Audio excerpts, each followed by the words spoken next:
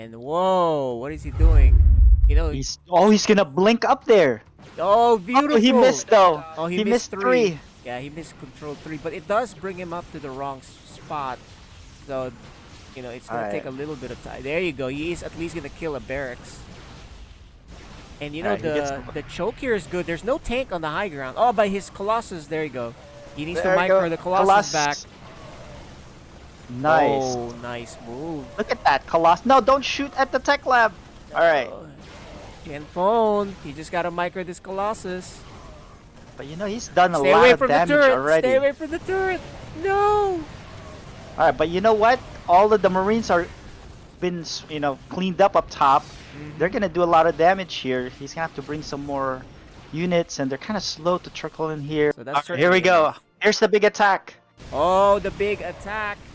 This is not good because there's still a lot of Marines back there.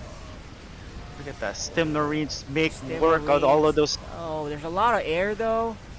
But they Yeah, are upgraded Marines, man, and they're gonna get. Oh man, and there's a drop here on the other side, killing the main base. He's out of interceptors. Oh, Chen Hong, he's gonna.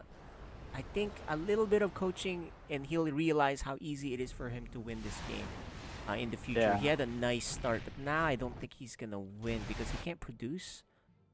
He's gonna lose it. Oh, he recalled. Okay, so that's base. Oh man, it's all about this fight. I think this game goes to who wins this fight, and the fact that they're unloaded scares it for scary. But if they're split up, motherships here. Can Big Mama make the difference? Yes.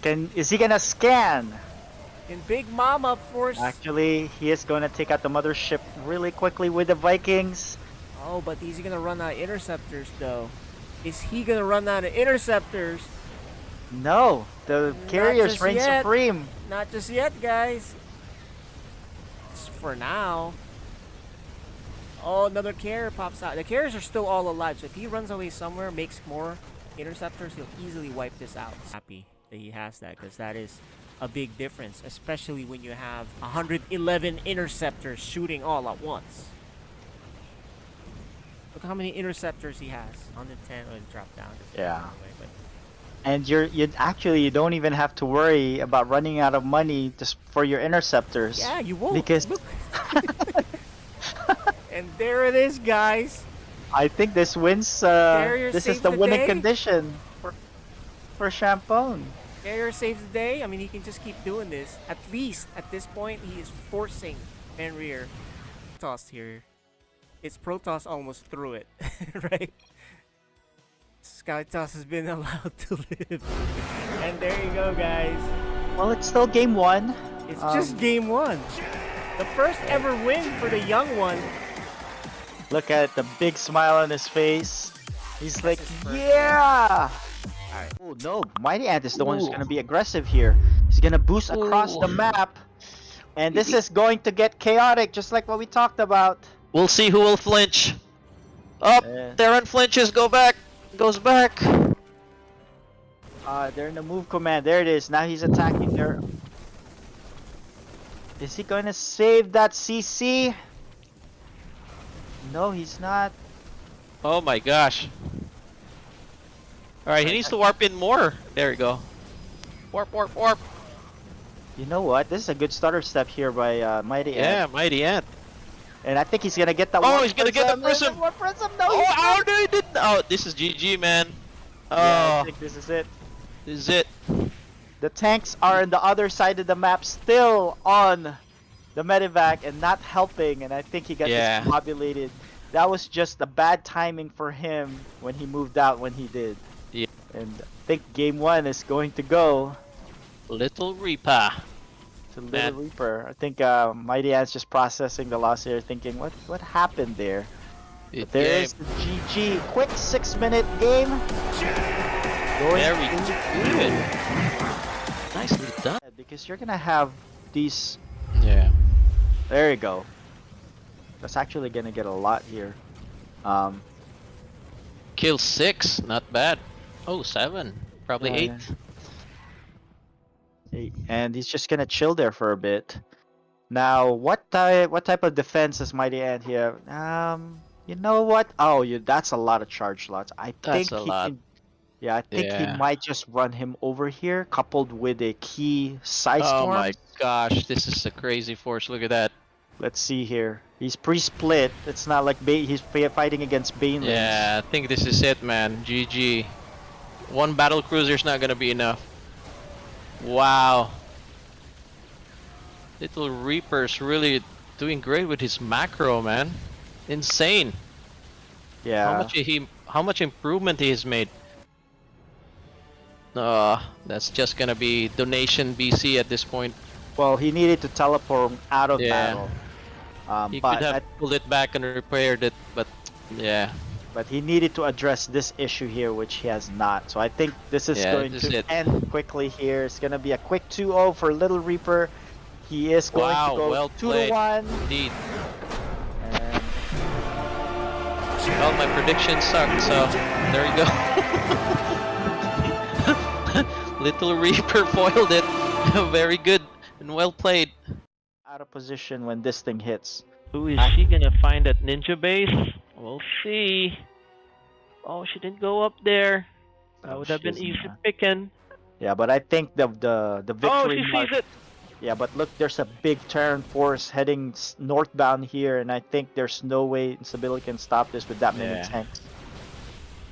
Look at that. Preemptive evacuation there by Neutrophil. Yeah, but I like it. But let's see, can she stop? That's a lot of tanks. Yeah, And that's also- a drop on the top. Ah, this is a Yeah, good split here by Neutrophil. yeah, I don't think she can stop this now with that many tanks. That's just gonna leapfrog slowly forward. Yeah, there's too many tanks here, Yeah. and I think this is gonna be GG pretty soon. Yeah, she lost her main already, and yeah, look at all these tanks shelling Oh at. my gosh. The blink forward was unsuccessful. Yeah, this is why you need charge for these scenarios. Yeah. Charge is And- the best for tanks. So what's happening to Neutrophil? Oh, he's just busy. Look at that. His expansions. He's not doing anything yet. Yeah, I don't think it matters now because I don't Yeah. think you can dislodge this group of units. Yeah. Then there's no production here for instability. She can't warp in anything. Yeah, and there's the GG. Here we GG. go. A very clean victory, but she got tricked there at the very early stages. So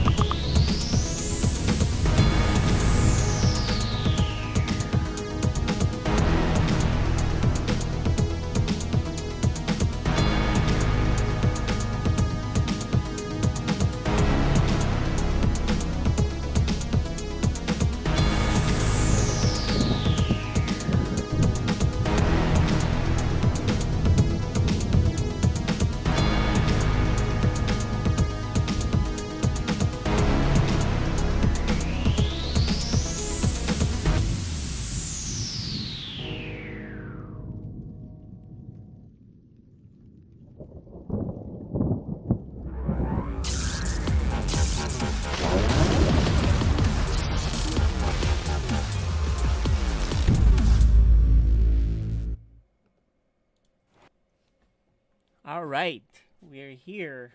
What is up, guys? It's day 11. I'm here with ET Phone Home. Let's add him. Hello, hello. What's up?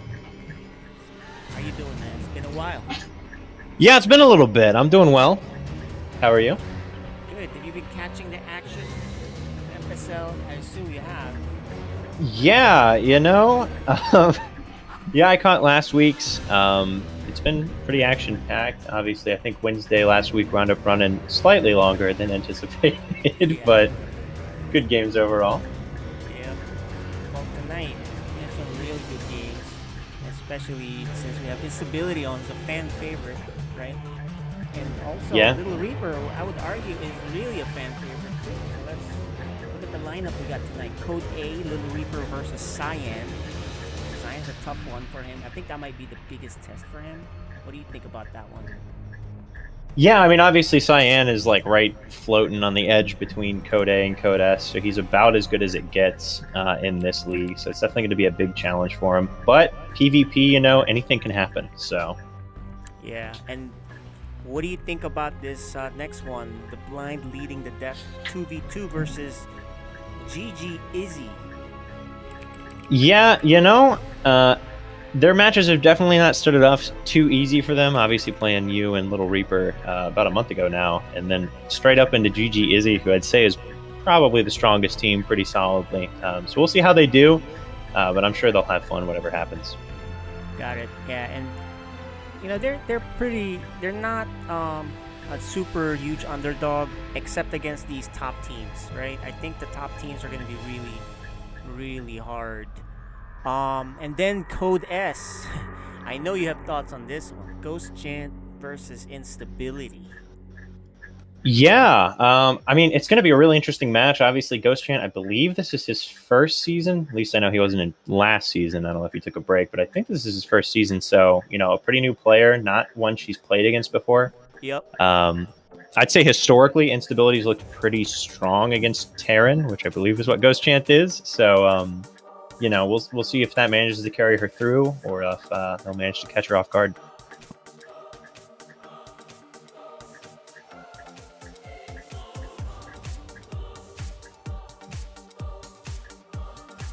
I believe your mic may have cut out.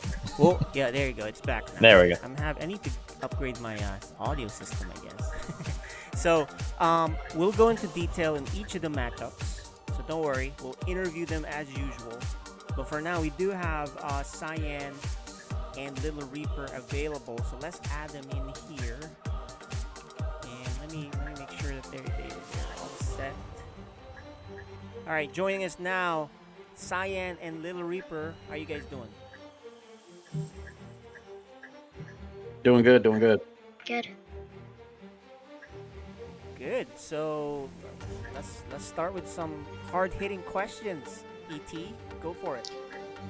Yeah, well, I guess just initially, love to comment on we got Storm stuff on both of our players today, which is always nice to see repping the team. I guess let's start off with map vetoes. We've got, let's see, so it looks like Pride of Altaris and Blackburn vetoed for Little Reaper. Can you talk us through those? Just because Blackburn's kind of a weird map, you vetoed it, or what was your thoughts there? I don't want to deal with it. It's a weird one. Right. All right. Makes a lot of sense. And looks like we got Hardwire and Berlingrad. Can you walk us through those vetoes, Cyan? I just never really liked Hardwire, and it's the same thing. It's kind of the same map as 2K Atmosphere and Glittering Ashes, so it's like just get rid of one instead of just playing the same map over and over.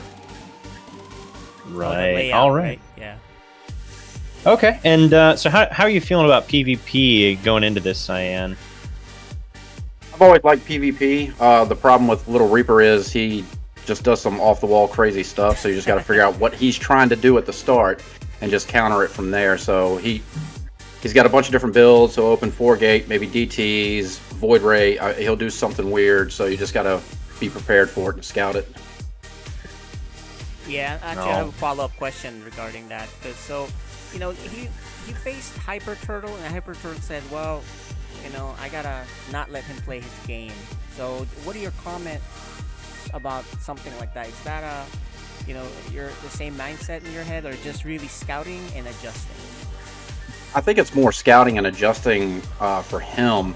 Not so much worried about the game that he plays.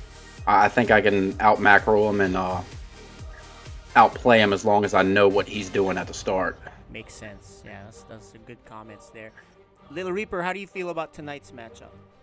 Okay. You're okay? I mean, you did have a couple of pretty big upsets the last 2 times where I think you 2-0'd both of them. And I myself wasn't sure if you would win. If anything, I was thinking 2-1, but you 2-0'd them. What are your thoughts on why you won pretty handily against the last 2 opponents? I got lucky on the Sloza game when he sent his strap, so I think I could have easily done that at loss if I just gotten there like a second later. So it was really close, and they just made I made a lot against Hyper Turtle. That base pick was very was another mistake. So yeah. Okay. And I guess I want to grill you a little bit more because, you're drawing interest with your recent wins, right? Without divulging your plan and your strategy, what makes you a better player in the last few weeks than previous weeks?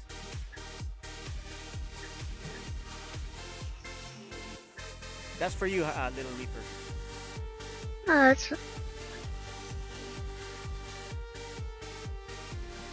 Did you catch that? We can't hear you. Go ahead. Say it again. oh, not really. Okay, maybe your question was too complicated. What makes you a better player lately compared to previous games? It feels like you're a better player. Do you agree? And what makes you better? Because I practice more lately. Well, there you go. Yeah. That makes sense. You got any more questions? I believe you've cut out again, KJ.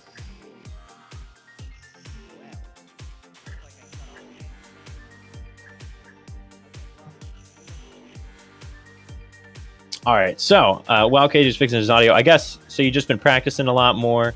No particular things you've cleaned up in your play or anything like that make you feel a little bit stronger these last few weeks that you can divulge, or just generally practicing? Not really. Okay. All right. Well, I think that would be all our questions for the moment. So once we get KJ back, we should be able to hop into our games here momentarily. So I guess we can go ahead and mute our players up, and good luck to both of you. We're excited to see this match.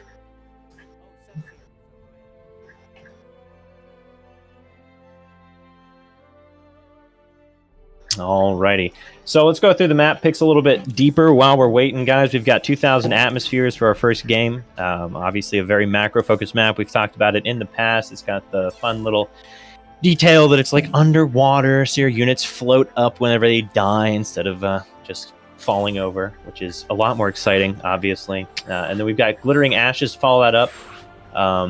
Cyan talked about this a little bit when talking about his map picks, but you can kind of see when looking at them that glittering ashes and 2,000 atmospheres and hardwired do have a pretty similar look to the map overall. So it makes sense that they'd want to not play on the same map 3 times in a row. And and then we've got Curious Minds if we make it all the way to Deciders, which is obviously a little bit less macro focused of a map a lot of times. It's one of those more mid-game maps because it's so short. There's a lot more action going on generally. It's a little bit harder to defend because you have less time to see your opponent's attack coming and clean them up from there. So we'll see if we make it to that map. Other than that, it's going to be pretty macro-focused maps, but obviously Little Reaper is not a friend to the macro. He oftentimes goes straight into those attacks and plays pretty aggressively throughout, so we'll see how that winds up going for him. And it looks like we are loading up in to 2,000 atmospheres. So we'll be starting momentarily. Obviously, Little Reaper, Cyan, pretty evenly matched overall. Little Reaper looking very strong his last couple series with some 2-0 wins over very tough opponents. And we'll see if he manages to take it against Cyan, who is potentially one of the toughest opponents in the entire bracket for him here, the entire group stage. Okay, I'm using my headset. Looks like my regular mic is cutting off, but I'll be observing as usual. Seps the admin, he's here now. And take it away, ET. Alrighty, yeah, I think we're good to go. And looks like we are indeed counting down into the game. So everyone, welcome. Hope you enjoyed tonight's games. We're getting started off on 2000 Atmospheres, Little Reaper versus Cyan.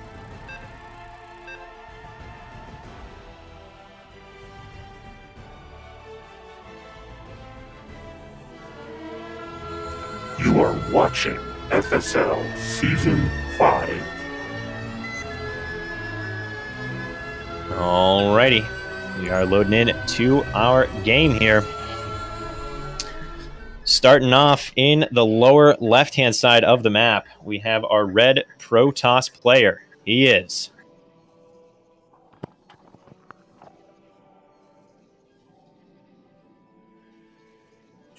Little Reaper.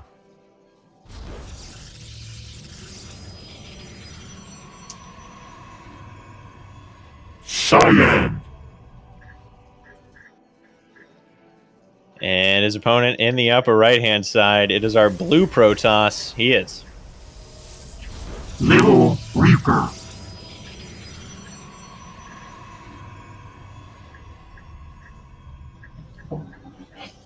So, like we said, we're kind of expecting to see Little Reaper bring the heat to this series, and PvP is the kind of matchup that lends itself to bringing the heat. There's a lot of aggressive strategies that you can go for. More recently, with the shield battery overcharge being added to the game, seemingly recently, it's been in a recent patch in terms of how many patches we've had. I think it's been about 2 years now, but it still feels recent. Shield battery overcharge has helped a lot with Protoss being able to hold against those 1 to 1.5 base all-ins in PvP. So we don't see those as often anymore. We are seeing a 2-gate, it looks like, from both of our players here, though. Although maybe Cyan going to skip the second gateway and just go into a quick expansion. Yes, as Little Reaper stole his gas, so it is indeed going to be a 1-gate expand. Little Reaper not staying behind to block that, I think because he's wanting to proxy a pylon. Yep, and indeed a pylon is going down. So 1-gate expand can be pretty good to hold these kinds of attacks with, but I think it helps to have your wall on the low ground, actually, because it helps provide an extra buffer of buildings with a lot of HP that the units of the blue Protoss would have to tear down. As it is, we'll see exactly what he opts to proxy here. It could be a Robo, it could be a Stargate, or even a third gateway. I'd be a little surprised to see that, though. We do have double Adept coming out.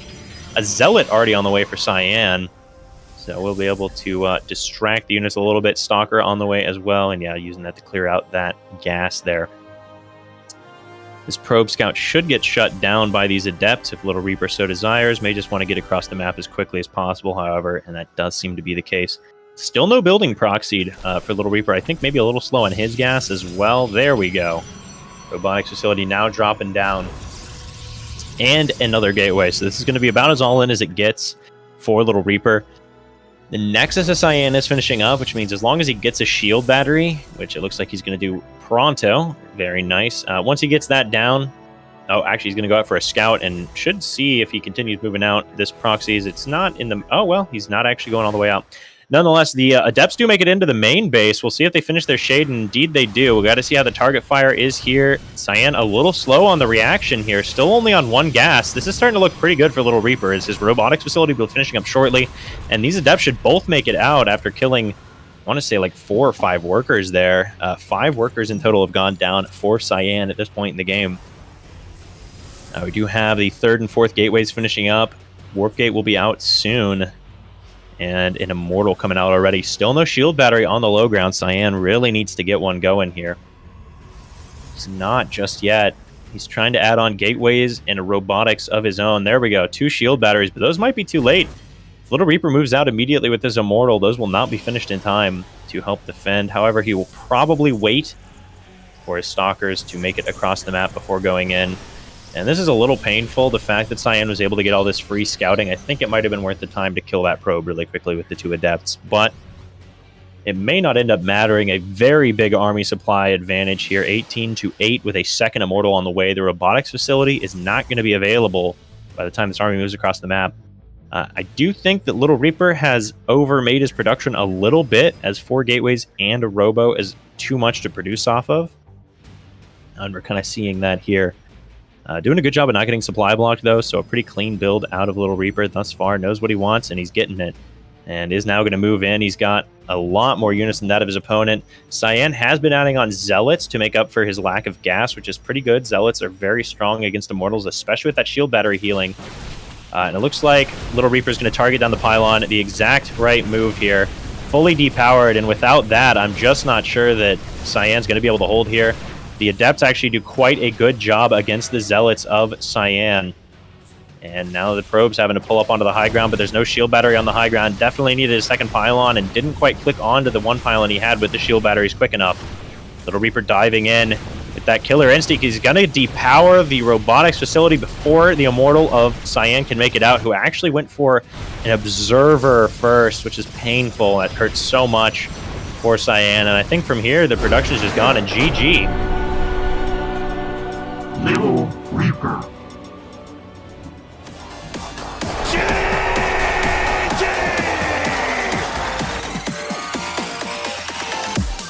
Well, we said he'd be bringing the heat, and the heat he hath brought. Little Reaper looking pretty strong in that first game, and just fortunately, Cyan not able to get the heal off on his pylons to power in his shield battery. And that's all important in that fight there. You're really relying on that battery overcharge to make up for the units you're lacking compared to your opponent.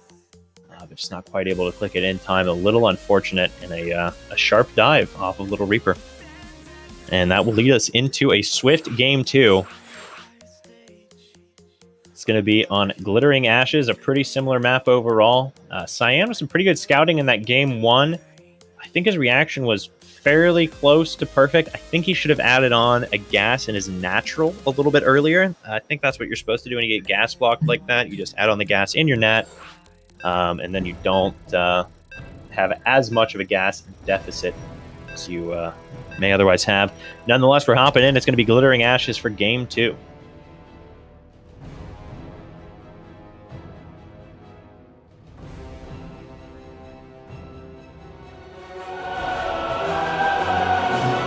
are watching FSL Season 5.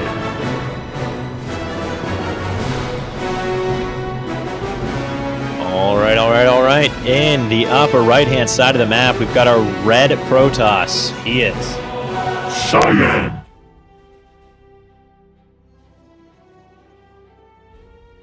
And his opponent in the lower left, in the blue, he's up 1-0. He is Little Reaper.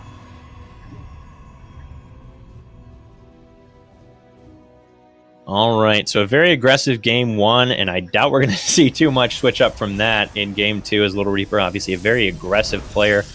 It really is going to come down to the defense out of Cyan. Will he be able to pull something together in this next game to defend? He had pretty much all the pieces he needed. He just didn't click that pylon to the shield battery. Maybe a second pylon a little bit further back would have been good. But it's hard. Trying to get all your various different little, pieces in place for those kinds of all-ins is really difficult. There's a lot more that goes into it than you might otherwise expect. However, Little Reaper, he's going for potentially a really quick expansion. The probe is just a casual 5 minutes early to the natural base. But Cyan will not be blocking that despite it being telegraphed, and it's going to be a very quick expansion out of Little Reaper here, so switching things up and trying to prevent that gas block. Cyan does not go for it, however, and it's going to be a 2-gate versus a 1-gate, but in the exact opposite scenario this time around. Little Reaper opting for the economy, and Cyan opting for some extra production structures. The right choice, I would say, as if Little Reaper chosen to go on for a 2-gate, having 2 gates yourself can definitely help against that. Little Reaper's probe is going to fall here. as he had it on a patrol path. Not the biggest deal. Second pylon is dropping down. No gas mining yet out of Little Reaper, which is starting to be very damaging. There we go. Now starting up gas. But, I mean, with your Cyber Core done, and you've only mined 30 gas thus far, it's going to be a really late tech out of Little Reaper here. And the one-gate expand really relies on that tech, typically a Stargate, to survive against any sort of aggression from your opponent. So that's really going to hurt him here. Getting that up a little bit late. But I guess who can be too surprised that Little Reaper's macro builds aren't quite as clean as his aggressive builds? Second gateway is going to go down. I think a good adjustment because of that lack of gas. He's saying, let me get some extra production up, and gateways don't cost Vespine. So a good little adjustment there. Producing Stalkers. Should drop down a shield battery in his natural as soon as that pylon finishes up. And continuing to probe here, getting his natural base saturated. Will we see a Stargate?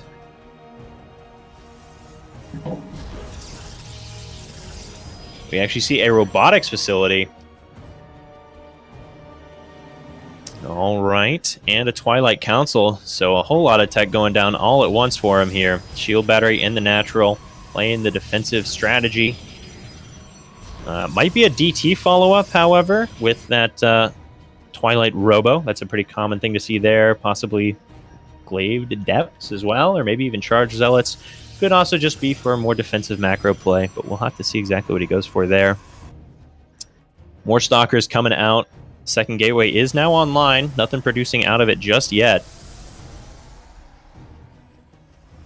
Blink coming down. Okay, so it is going to be a more defensive-looking play out of Little Reaper. Cyan does scout across the map with his Zealot.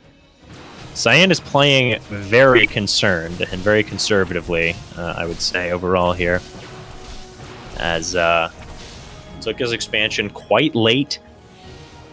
Hasn't really dropped much tech until just recently finally getting that Robo, but it's not looking good for Cyan here. Little Reaper, he's already got his tech and his expansion done before the tech or the expansion is done for Cyan, so he's ahead on basically every front except military, but if that military is not being used, then it's not much of an advantage this early on in the game.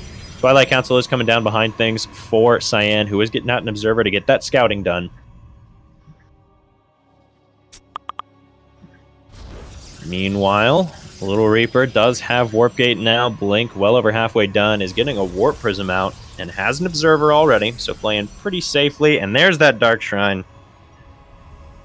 Are we surprised? Are we really that surprised?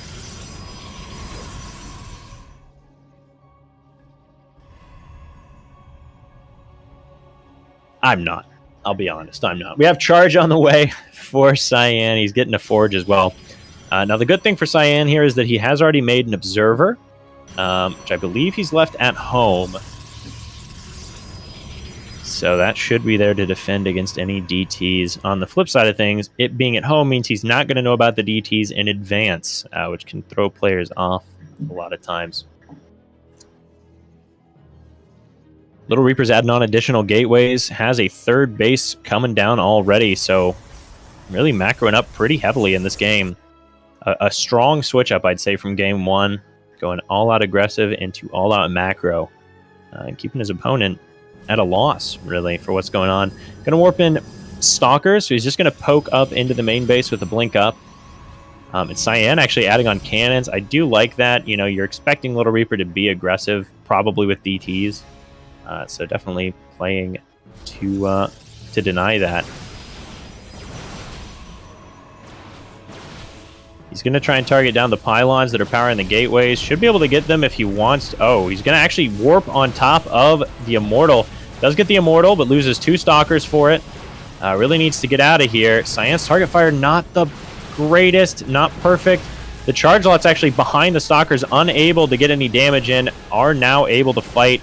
But with some good Blink Micro, well, or just blinking on top, I think Little Reaper might actually just win it outright here. As Cyan's extra production is late, he does not have additional gateways. He's still warping in off 2 gateways. The third one just now finishing up, but it's going to be unpowered. And yeah, he's going to unpower the Robo, and GG.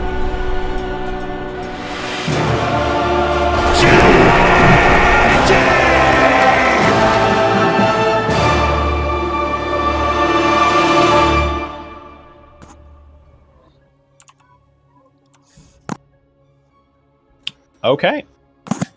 That's going to be series number 1 in the books. Little Reaper continuing his ridiculously strong performance. And let's go ahead and start off with Cyan.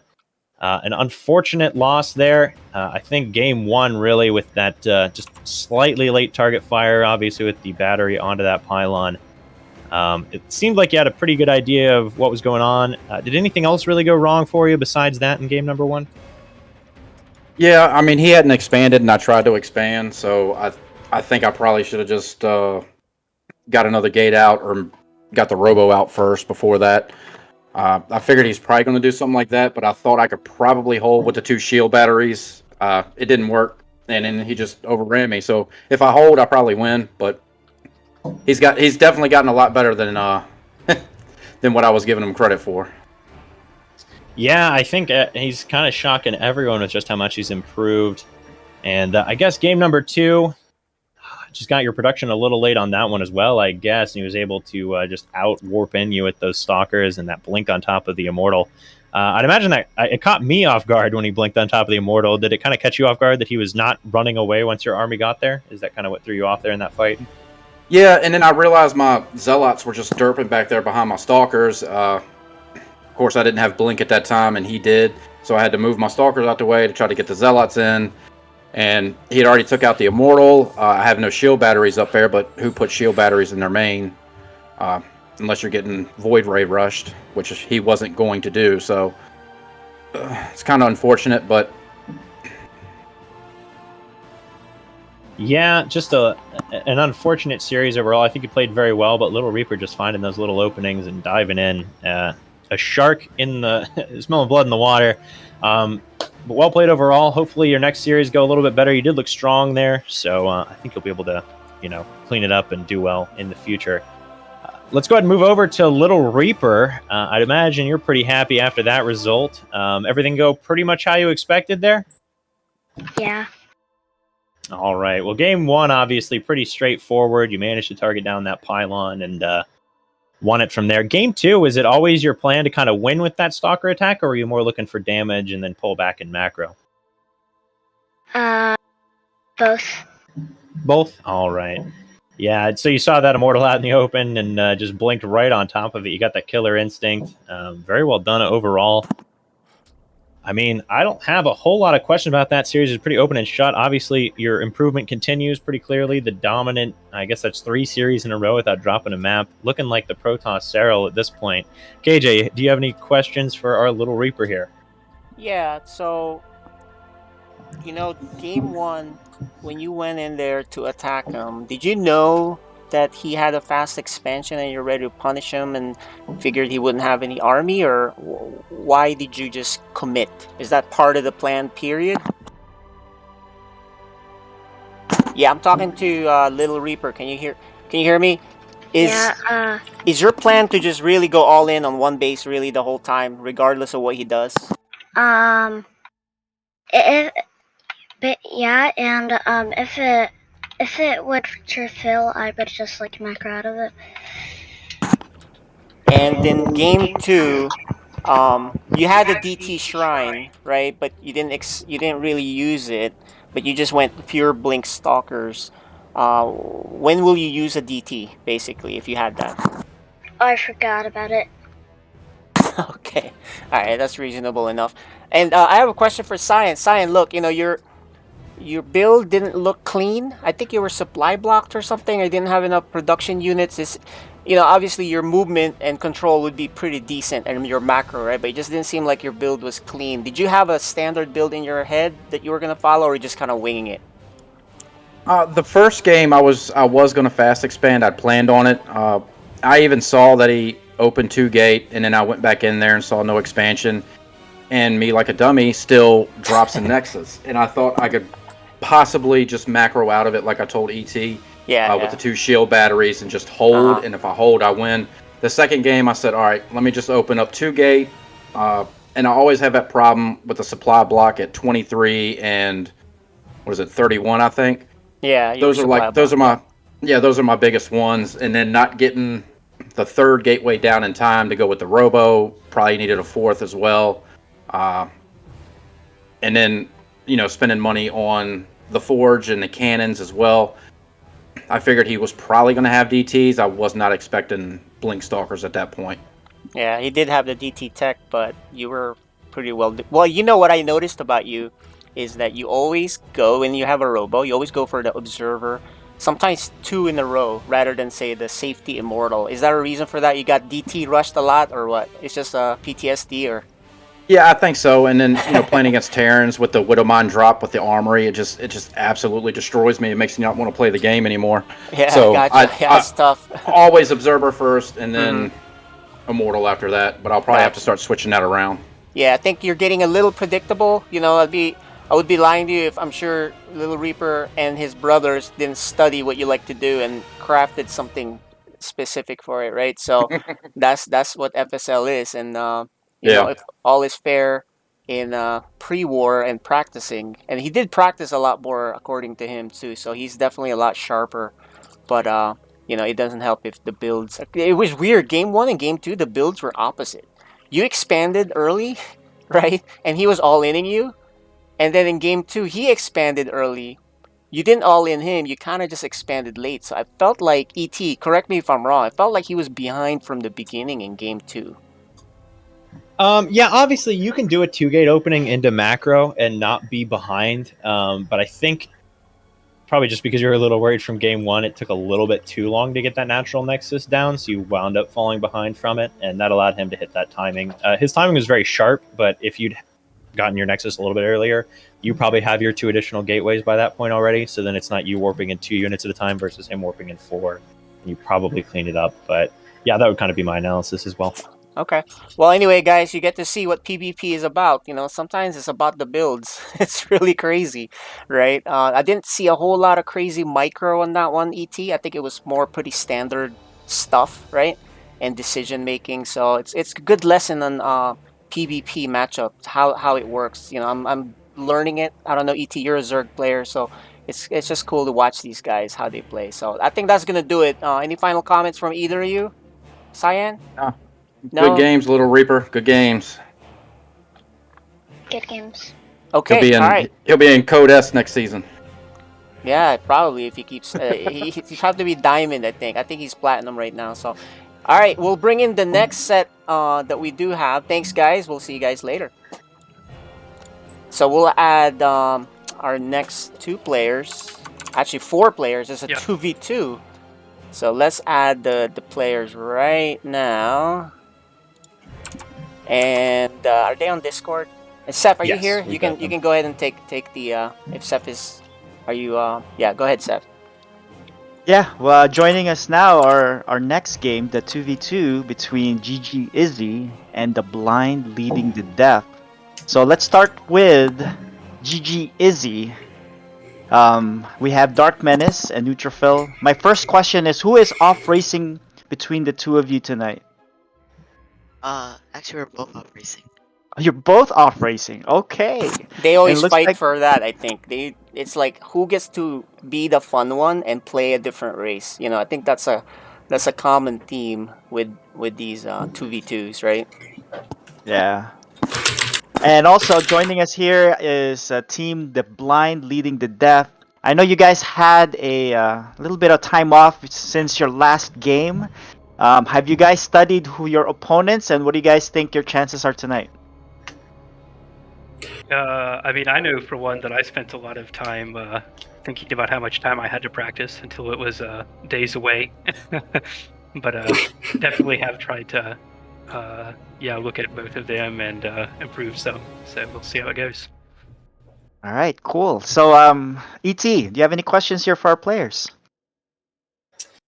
Yeah, so I guess, I mean, I may be wrong here, but I feel like GG Izzy, y'all are probably pretty confident going into this match. Have you done a lot of prep for this, or were you kind of figuring you'd coast off of your skills? I don't think we've played in a month. We haven't even played a single game since our last 2v2 game. All right, so I mean, about what I figured. So you're feeling pretty confident going into this. Wait. Did you watch their previous series? Can you guys clarify that for a minute? You haven't played a single 2v2 game with each other? Or what? Well, we haven't really been playing 2v2 games at all. So no. Okay, but I guess what he's asking is you've been playing 1v1s, I assume, in the last month, just not 2v2s. Is that correct? I mean a little, but not particularly. Okay. All right. Yeah, they've had a few 1v1 games in FSL, so I'm sure they've at least prepared for that. But yeah, I think they've been busy doing a lot of custom map making and doing a lot of testing on that. So yeah, I guess they haven't been preparing their 2v2 matches. Well, actually, I want you to plug your custom map making. What is it that you're doing? So I'm making a custom World War II map in game. It's mostly complete. We're still working on some things, but yeah, that's what we've been working on for the past month or so. Yeah, it's actually pretty fun to play. I played those games with Neutrophil and Dark Menace and the Archaic and the other FSL players, and it's pretty fun. So he's just a little bit more polishing, and I think he'll be ready. But aside from that, this is a pretty cool 2v2 game. KJ Freedom, do you have any final questions before we get started? Yeah, I'd like to ask the blind or the deaf. I keep screwing up the name. One of you guys leading somebody. The deaf, blind leading each other. How about that for now? Good. All right, that's cool. Is that cool? All right, cool. You guys love playing 2v2s. How have you been preparing since then? I know you said you had a lot of time. You said you hadn't really been preparing. Were there any adjustments to your play that you noticed after the first one? It's been a while. I don't even remember how long it's been, but we we kind of have been practicing with a long-term mindset. We just want to see if our overall kind of mechanics have improved since last time. That's really what we're working on. A lot of times in the late game, it's hard for me to keep track of all the injects I'm supposed to be doing and not get supply locked and stuff. So if I can do better at that, then I'm going to be really happy. And, that'll help us in other matches too. So that's kind of what I've been up to. nice. And Mr. Terran, we know she produces a ton of stuff. The last time it was me that played against you guys, and I always saw a lot of roaches. I don't think, despite the fact she says she could inject better, I think she's doing a great job. But you, Mr. Terran, what have you been trying to work on your side? I think that a lot of the problems we had on the last set was due to me just getting completely dunked on by drops. And so if I can get a little bit less dunked on by drops, I think we'd have a lot more success. So trying to hold the warpins and the drops has kind of been something I've been trying to do. We'll see how that goes though. Nice. All right. Well, I just want to say one last comment is, obviously I always root for the underdog. So good luck to you guys. Thank you. Thank you. We'll need it. All right. Well, good luck and have fun. You guys can go to your respective channels so you can keep chatting, and we'll talk to you guys after the match. Good luck. Okay. Thanks, you too. All right. Well, looks like we're ready to go. We're starting. Handing it back to you, E.T. Okay. Yeah, we are loading in, even though one of them has not moved over to his lobby chat. There we go. All right, they're gone now. Everyone, we can speak freely. It's Emerald City LE. Here we go, everyone. Welcome, welcome, welcome.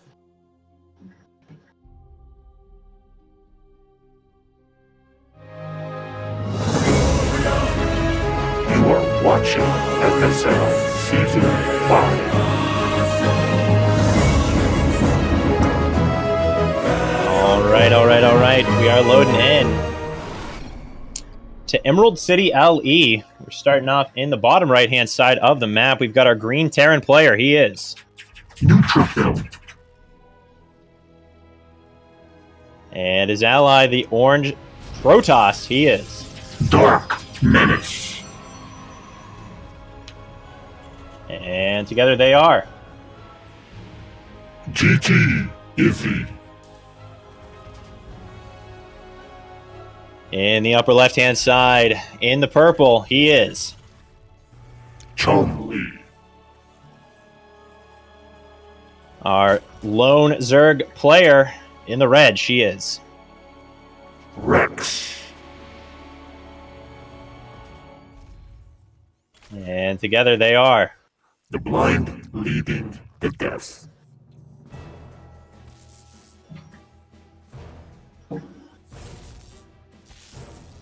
All right, and the worker harass. I've had Chumley complain to me on more than one occasion about worker harass in the last month. Does not enjoy it very much, and who can blame him? We do have an expansion coming down for Rex. Nothing for Chumley just yet. His SV is able to build his barracks untouched thus far. Cybernetics Core is coming down. We'll have to see if Dark Menace and Neutrophil... It looks like they are going to go for something pretty aggressive here. So we'll see what Chumley and Rex opt for themselves. It is going to be a Marine first out of Neutrophil, I presume, for a very quick factory, and indeed, there it comes. Dark Menace is fake cannon rushing. Looks like the blind and the deaf aren't too worried. Is pulling some drones, but it does get canceled. I think a well-timed pull there, if that is a real cannon rush, they'll get down there in time to deal with the cannons, so not too bad overall. But however, obviously, having any workers pulled is a little unfortunate for both players, as just some lost mining time, but no big deal overall. Pretty even, I'd say. We do have a lot of units coming out. Looks like Dark Menace is looking to expand, but probably going to be some amount of attack pressure coming out for them. Oh, man, let me tell you. I mean, I've gotten nervous for some tournament matches myself back in my day, but this is the first time I've ever been nervous for a team. As I'm very nervous to see how the blind leading the deaf do. To let y'all in on a little bit of insight, they were being somewhat tongue-in-cheek in their interviews. They practiced a lot for these builds, so we'll see how it goes for them. As we actually have Ghost Academies on both sides for our players. It's going to be a Cloaked Ghost Rush for Neutrophil. And meanwhile, we've got a Marauder coming out for Chumley, as well as a Cyclone on one base. No expansion for either of our Terran players. The Zerg and the Protoss each expanding. Everybody's pretty low on vision, though. Nobody knows what's going on too much from either side. There's nothing coming out of the Ghost Academy for Chumley just yet. It looks like it's going to be a Cloaked Ghost Nuke Rush out of GG Izzy. And, oh, maybe able to get the lock-on onto this Overlord. Will this Cyclone? Oh, he doesn't lock on. That's so unfortunate. Could have gotten a free Stalker there. And a little unfortunate there, but not the end of the world. It's still nothing out of the Ghost Academy for Chumley. Finally, a nuke starts up. A Ghost on the way as well. The nuke's going to be done at about the same time for both players. A ton of Zerglings being made for Rex, who's at only 19 drones still. And a big army building up for them. Now, I think in this scenario, it's hard to tell, but I think the advantage goes to the team in the top left if they attack here, as they're going harder on the stuff, and they're going for more of an absolute kill than a damaging attack. As GG Izzy is just going for some damage with a nuke. Does clean up one of the units already. Nuke nearly done, and the Ghosts are moving out with Cloaks, so they may be able to get a lot of damage done on the other side of the map. We'll see. Hopefully they aren't. I mean, they might just get completely forgotten in the medevac. Meanwhile, units. There's very few units out. There's only 4 Marines for our green Terran player, and a few Stalkers out for the orange Protoss, as the blind and the deaf have made it across the map now. The Ghost is chilling on the low ground. Tank moving into position a little bit here. And a lot of shield batteries going down and lag happening. Dark Menace lagging out somewhat. We'll have to hope he reconnects here, as things are getting very intense very fast here. A very unfortunate time for things to lag out. It looks like Dark Menace's camera is still working. It's just his gain disconnecting, which is a little unusual to see.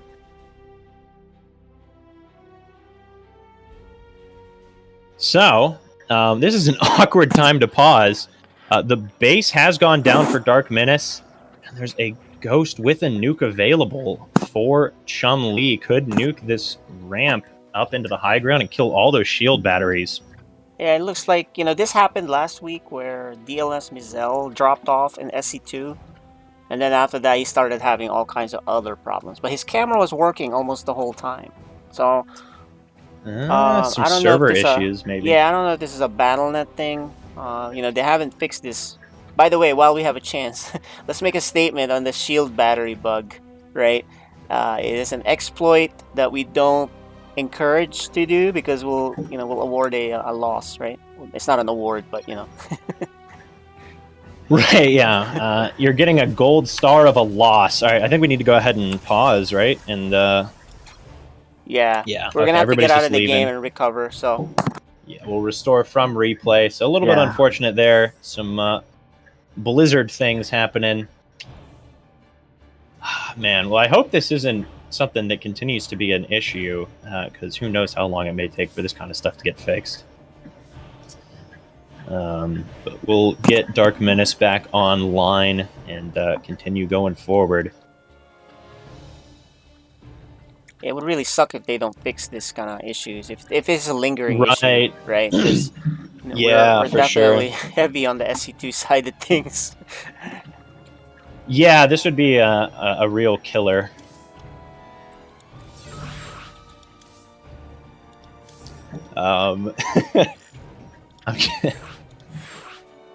I'm seeing a blind leading the deaf saying, "Man, they better resume from replay so our build doesn't get wasted." All right, we will be able to resume from replay, I assume. We should. And yeah, hopefully it doesn't cause any issues with that disconnect. I know it just reminds me a lot of, there's obviously that bug with like lobbies. Like if you make a custom lobby and you leave it, it takes like 10 to 15 seconds to actually leave the lobby. Yeah, and that's never been fixed. We were able Hopefully- to resume though last week, right? So we just got to resume 3 seconds before when we did this. It worked perfectly fine right before that pause, maybe a second or 2 or 3 seconds right before it Yeah, ended, and that and then should I do think that should be good. So I'm good on this side, guys. Just check and we're set. Yeah, I think I'm going to resume it 5 seconds before, well, maybe 3 seconds before Dark 3 Menace seconds. left. Yeah, 3 seconds would be good. So Alrighty. Yeah, there's always that little pause of panic before it brings up the drop screen where you're like, oh my gosh, am I dropping from the game? Everybody panics a little bit. But yeah, I'm just worried. I hope this is something they actually fix if this is an issue just with the servers, because it's more impactful than that lobby thing, but obviously the lobby thing is somewhat impactful and it's never been fixed. So hopefully they actually do fix this one. We are recovering the game, ladies and gentlemen, so we'll wind up in the same game state. I think a little bit unfortunate for the blind leading the deaf, because this gives GG Izzy thinking time, so to speak. They're able to kind of like think through their build and be like, well, what should we do to defend this? Like, what are our next moves need to be? So we'll see if that winds up impacting. Obviously, we won't really be able to know if it impacts too much, but we'll see what winds up happening here. As, I mean, the base of Dark Menace did go down. Looks like we are recovered, so we're going to have to just... Oh, this actually looks, yeah, pretty much perfect. Players, we're just checking to make sure everybody's ready, and then we'll be able to hop in. Okay. Oh, man. Let me tell you. My heart's racing, ladies and gentlemen. Here we go. What's going to happen here? Tank is sieging up. Lings are pushing up onto the high ground. Oh, that Widow meme could hit big time. Okay, so he is dropping a nuke. Nuke dropping on the opposite side of the map as well. Pulling back against the nuke. The wall does get busted. And one shield battery does go down. It looks like all of the drones for Rex are gone. However, I think all of the life for GG Izzy may be gone as well, as Ling's get a full surround on the units up the Protoss player. The Cyclone is taking down the Liberator. And GG's called. Dark Menace does leave the game. And holy cow, a strong all-in out of Rex and Shumley. Practicing that late game indeed. GG.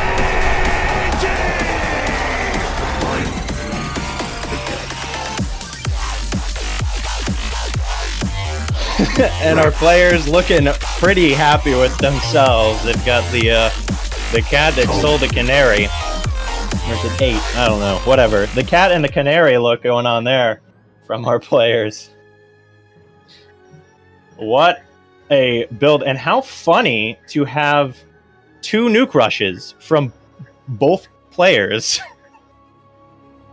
Kind of crazy. Kind of crazy indeed. Whew. Okay. Well, we will be getting into our next game. It's going to be Arctic Dream for game number 2. And, holy cannoli, eh? Pretty crazy. Pretty crazy game number 1. Arctic Dream, a little bit different of a map. Very different of a map. We can talk about that a little bit while we're getting ready to load up in. Arctic Dream, the main bases of the 2 players on one team are separate. They have different ramps going up into them. And there's a pocket expansion for both players as well.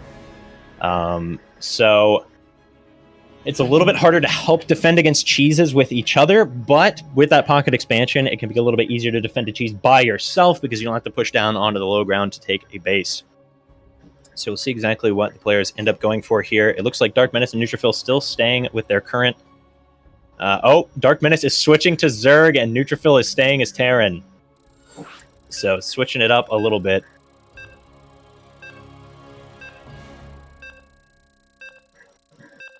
And we are loading into game. It's going to be Arctic Dream LE. It's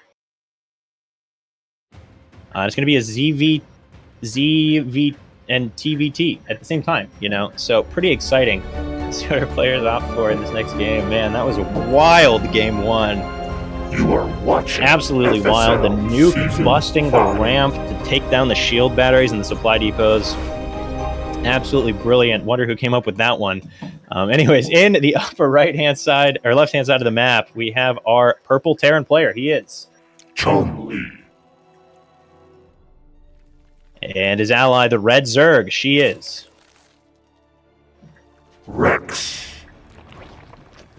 And combining their powers, they are The blind leading the death. And in the lower right-hand side, the green Terran player. He is Neutrophil. And his ally, the orange Zerg. He is Dark Menace. Together, they are being proxy raxed. GT Izzy. So they are proxy raxing. It looks like proxy 3 racks or 4 racks, and Neutrophil's going to go for his hidden base strat. I'm not sure how this is actually going to line up against, but they're not scouting, like, at all, which is, like, really bad for them. Neutrophil just going to be expanding with this SCV. I thought he might actually run into the SCV that was moving out to proxy, but he is not going to be. And the blind leading the deaf are coming out guns blazing in this series. Nuke bust into a 4-rax and a Ling Flood, it looks like, as well. And Dark Menace, I think, is scouting the wrong player, potentially.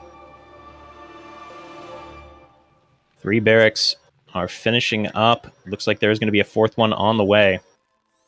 And indeed there is. We've got a Reaper coming out for Neutrophil, which is decent for him, but it could be caught by the Lings, which would not be the best. Lings are moving out across the map now. Dark Menace went for a hatch gas pool, it looks like. Actually, maybe a hatch pool gas? A little bit of an earlier pool, it would seem. Or perhaps just a little bit later of an expansion. Who knows? The Reaper is going to catch the first 2 Lings, or not the first 2 Lings, but some of the Lings, but actually runs right by them. Oh, Neutrophil's not going in for the Scout, or Dark Menace is not going in for the Scout, I should say. And the Marines are banking up now. Oh, and Neutrophil actually proxied a factory, I think? Maybe? Oh, another barracks. He proxied a second barracks. He's going 2 racks Reaper. But now the units are coming in to his base. And they're still piling up units. There's going to be Lings out with speed. Do kill one of the Reapers. That's a really good first kill. And they're going past the Terran, it looks like, potentially. Okay. Looks like Chumley. Okay, nope. Oh, who are they going for? I don't know.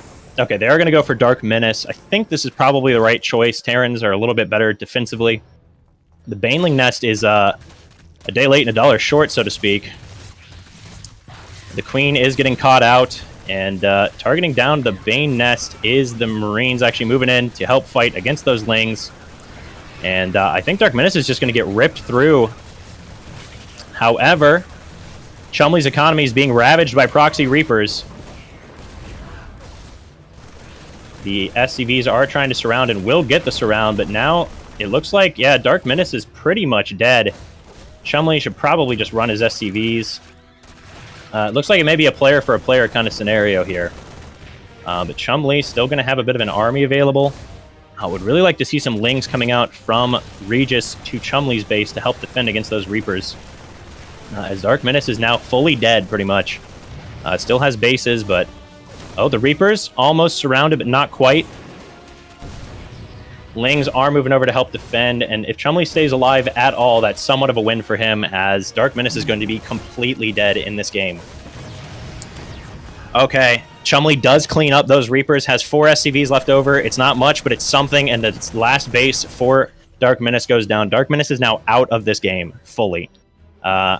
Neutrophil, he's contained on 2 bases, in theory. He hasn't gotten up his second base yet, which is a little slow, I think. Oh, and his bunkers are so far back, this front wall could just be broken, I think. Should be able to get that bunker up in time. But looks like they may just target down one of the depots, and there's no repair here. Oh no, the Lings are flooding into the base. The bunker is going to get taken down, and I think we're actually going to see a 2-0 victory here, possibly. For the blind, leading the def. Targeting down the barracks is not the right choice, I don't think. Should just fight that bunker. Has enough Marines to overcome the repair, I think, maybe. Nope, he needs to target down the SCVs. Oh, the SCVs stopped repairing. They continue repairing now. Yeah, definitely should have been targeting down those SCVs. A little bit of a mistake out of Chumley. However, it's 18 SCVs left. Not actually too bad for Neutrophil. Some bad target fire out of Chumley there, but not game-ending. Should definitely start producing more SCVs and more drones coming out now for Regis, who is managing. He's given control to Dark Menace, so Dark Menace will be able to help him micro. The front wall does go down again. They're just going to keep going and going, it looks like. We'll be able to kill that factory and the starport for free, pretty much. And the Reaper, only able to do so much, is denying Chumley's economy still. But I don't know if that's going to be enough in this game. Keep in mind, this is Neutrophil's off race, so not the best scenario for him. They could just walk around behind this, and I think they've just realized that, maybe. Oh, no, they're going to try and get on top of the bunker. Okay, just going to target down SCVs. I think this is a fine choice here. He's got so many Marines that it's going to take way too long for Neutrophil to be able to target them down. Does need to pull back, but more Lings coming in, and they're just going all day long. Oh, these Marines might get caught by the Lings. They do get caught by the Lings. The Lings chasing them down. That's 2 more Marines going down, and only 1 barracks of production out for Neutrophil at this moment. Really should kill those Reapers. Just continuing to produce Reapers off the 1 barracks is a good choice, I think, for Neutrophil. Chumley, he's got no SCVs left, and I think they've gone a little too hard with it. They need to just pull back and play defensively. Macro up from here, but perhaps a little scared too. The tank is now out, which means that's it. That's all she wrote for that assault. But now pulling back to defend. Chumley continuing to produce some more SCVs here and there. And the Lings will be able to take down the Reapers pretty handedly. All right, so we've got 16 workers to 14. Well, I guess technically, okay, more workers popping off for Rex, who I imagine will just go into Roaches as we saw in their previous matchup about a month ago.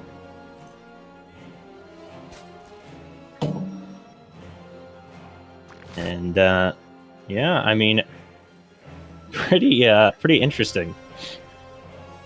Game number 2 here. Neutrophil has a strong tech tree compared to his opponents, but his economy is going to be hurting a little bit. We do have a lot of production out for Chumley, but not a whole lot of workers. Dark Menace going to keep harassing with the Reapers, but I think at this point it's more just a waste of resources than anything else. It's not really able to get anything done, and just losing gas and minerals. And it looks like they have stopped producing there, which is the right choice. He's going to go out for a drop. I think it's just going to be Neutrophil macroing at home and Dark Menace attacking. I think that's the right choice here. A Marine is going to spot it, start shooting at that medevac. Medevac does drop out to try and kill that Marine, but a lot of these Marines are damaged, and they're going to run into the full stack of Almost full HP Marines for Chumley. But Chumley is backing away. Perhaps worried about that medevac healing, and rightfully so, as it has healed up the Marines to almost full HP. The drop is trying to find value, but hasn't been able to just yet. And we have 35 workers out for Rex right now. Chumley keeping them safe so that they can macro up and get out, I would presume, a large roach force. Indeed, there is a roach warren. We'll be able to kill some of the overlords that are out on the map, but that's hardly the end of the world, as Chumley now floating back home with his barracks. He's up to 7 SCVs. He's slowly progressing. Should go ahead and make an orbital command. Already has, actually. Sorry. Shouldn't doubt you, Chumley-san. As another Reaper does come in for Dark Menace, but the Lings are coming. The Lings are a-coming, and now they're just a-sitting. Okay, does kill another Reaper, which is pretty nice. The drop has had to stay home, which is big. I mean, almost up to 40 workers now. Making a lot of Lings is Rex. Wants to be able to deal with that drop wherever it goes, and I think that's a strong choice. Should probably get up to about 50 workers and then just make roaches would be my idea of the right play, but we'll see exactly what they wind up going for. Making a lot of Banelings as well. Perhaps are worried about an attack, but nothing coming just yet. Well, besides that drop. The drop is going to come to the main base, but should get scouted by these barracks. Bear Eye, whatever you call them. Yeah, is going to be seen by the barracks, so they know it's coming. They've got Lings just about in position. Maybe they don't know it's coming. Should know it's coming, I should say. Chumley does pull away right quickly. Won't lose any SCVs, just a bit of mining time, so hardly the end of the world. Roach speed now on the way. And it looks like another drop coming out on the left side of the map, so Dark Menace is going to be trying to do some double prong harassment. However, we already see the army of Rex splitting up to deal with the attack wherever it may come. So I guess they have been practicing a little bit against that drop harassment. It's Chumley continuing to slowly macro up. Making more Marines, making an engineering bay as well. I would like to see Stim coming down for him, as it is on the way for Neutrophil. Stim and Combat Shields. Neutrophil can manage to make a comeback here, and I guess I should say Neutrophil and Dark Menace, as Dark Menace is helping to micro. If they can make a comeback happen here, that would be very impressive. As this is a kind of a dire scenario, for being honest, for them right now. Drop is coming into the main base of Rex, who just moved out with their units, so they're not there to defend. And running all the way back into the back of Neutrophil's base. I think attacking here is not the right idea. At least not with Ling Bane. The Lings are coming back over to try and help defend, but now an attack coming into the main base of Chumley. He should have enough Marines to defend that in theory. Actually going for the third of Rex. Yeah, Rex getting hammered away at by this drop harassment. Should play just a little bit more defensively. Is up to 50 workers. Does have +1 range on the way. I imagine we'll see just a big 2-base assault out of Neutrophil. Once he takes a 3rd base is where things really start to get worrisome for him. 22 roaches on the way with speed, soon to have +1 for Rex. And the drop of Dark Menace looking for value, not able to find anything just yet.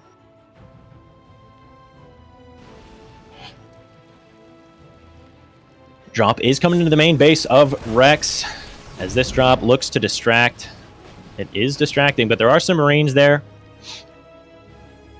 And roaches down in the nat. Neutrophil is at 100 supply, but Rex at 150 supply. Definitely not doing the best of dealing with this drop harassment, though. A little bit slow on the pull with her roaches. And the drop looks like is just going to pack up and leave. Maybe getting out Hydras would be good here. Just to deal with that drop harassment. Although Chumley, once he has Stem, should be able to deal with that pretty well. Is pumping out 4 Marines at a time. And adding on a command center at last as he's starting to mine out of his main base. Neutrophil is sneaking an expansion in the middle right of the map. That's a good choice.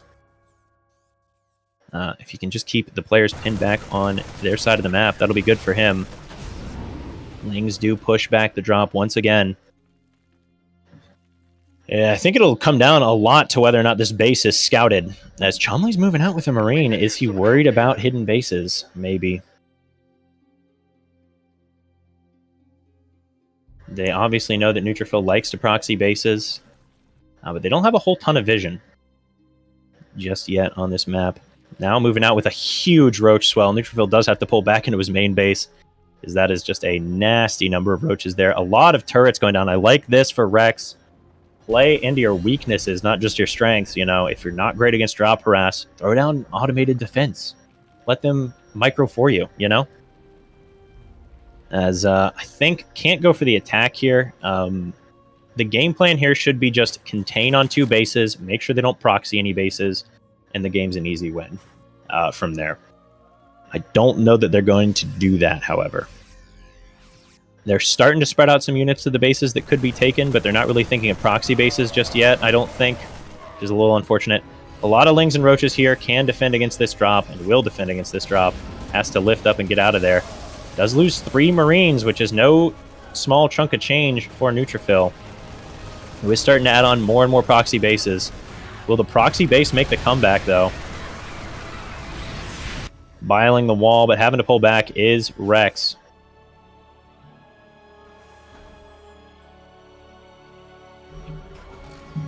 And the good defensive setup for Rex and Chumley now. Rex slowly building up his supply. That's another thing to keep an eye out for. 2 maxed out armies are probably just going to be so much better than 1 maxed out army that it won't even matter. Funnily enough, Rex not really spreading the love here, and not sending any of her rather copious bank to her teammate who's struggling on just now 2 bases. Not something you necessarily think of off the top of your head, obviously. The scan does go down, though. I think they've seen the hidden bases, which means they're pretty much guaranteed to go down. And yeah, they do see the hidden bases. I think that may be all she wrote for this game, because Rex did lose a big chunk of supply, but I mean, it's just without those additional mining bases, I don't know that Neutrophil and Dark Menace really have a way to win this game. However, with some good kiting, we'll be able to win this fight.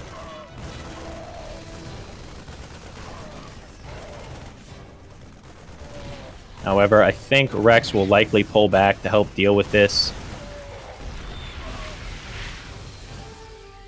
Or maybe just bring her reinforcements over. Looks like that is going to be the case. And the bunker hasn't finished up yet, which means these bases are gone, so he's going to have to lift and get out of here. However, I'm not sure how he's ever going to be able to expand. A big attack coming in the front door. This is just a mistake, though.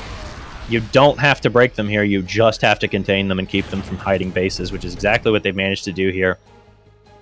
Is moving up to the north as well to deny this other mining base. The Marines moving out, but are getting caught by Rex.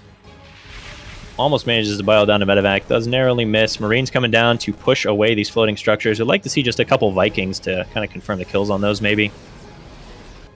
Yeah, Neutrophil's going to try and push down and expand, but once you don't have that ramp, that choke point is so small for Roach Ravager to get through. Once that's no longer there, it's going to be so hard to deal with anything that they throw at you. Especially a fully maxed out Roach Ravager force. Pushing in is Rex. Gonna have to pull back a little bit. A lot of biles dropping on those medevacs, which is pretty nice for her. Should be able to kill these low ground siege tanks, I think. Yeah, is going to be able to kill those. Should not continue pushing in, though, but is going to nonetheless. Has the economy for it, though. 3,500 minerals, 900 gas. Drop is going to try and move out. I think you just tank contain yourself, right? You just make tanks and reverse contain them. You know what I mean? Really should just be spreading out a Marine to each base, but it's a little bit hard to do, so can't blame them for not doing it just yet. Biles are going to land, and 3 medevacs, I think, going down. 2 siege tanks, 3 siege tanks, somewhere in that range, going down as well. A lot of damage, and these are not losses Neutrophil can afford. He's got 82 supply left. Granted, Rex only has 140, but she has a bank that Neutrophil does not have. Drop does come into the main base of Chumley, who is struggling in the economy department. Making a couple Liberators. I really like this choice out of Chumley. Going to try and use Liberators to break through the siege tanks of Neutrophil, as those are the only thing really preventing them from getting the win here. Neutrophil, however, is going to be able to start remining with those hidden bases, and the players just kind of losing track of a little unfortunate. You got to deal with those, and they just aren't, which means some mining is going to happen for Neutrophil. It's going to be slow, though. His main base is mined out. His natural is going to start mining out soon. Has already lost 2 mineral patches, and more will drop soon after. Morphing in more Ravagers is Rex, who's continuing to expand, moving up to 6 bases. And Chumley is going to go home to defend. A Hive and some Vipers would be an instant win here, but that's a little bit much to ask for, perhaps. However, what I don't think is too much to ask for is dealing with the hidden base that you know exists.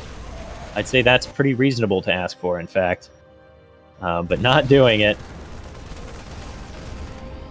just yet.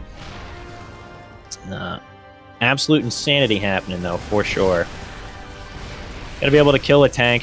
This is the thing, though, I think, is just every time Dark Minister or Neutrophil tries to move down, the same thing's going to happen. Your tanks are going to get biled, and you're going to die.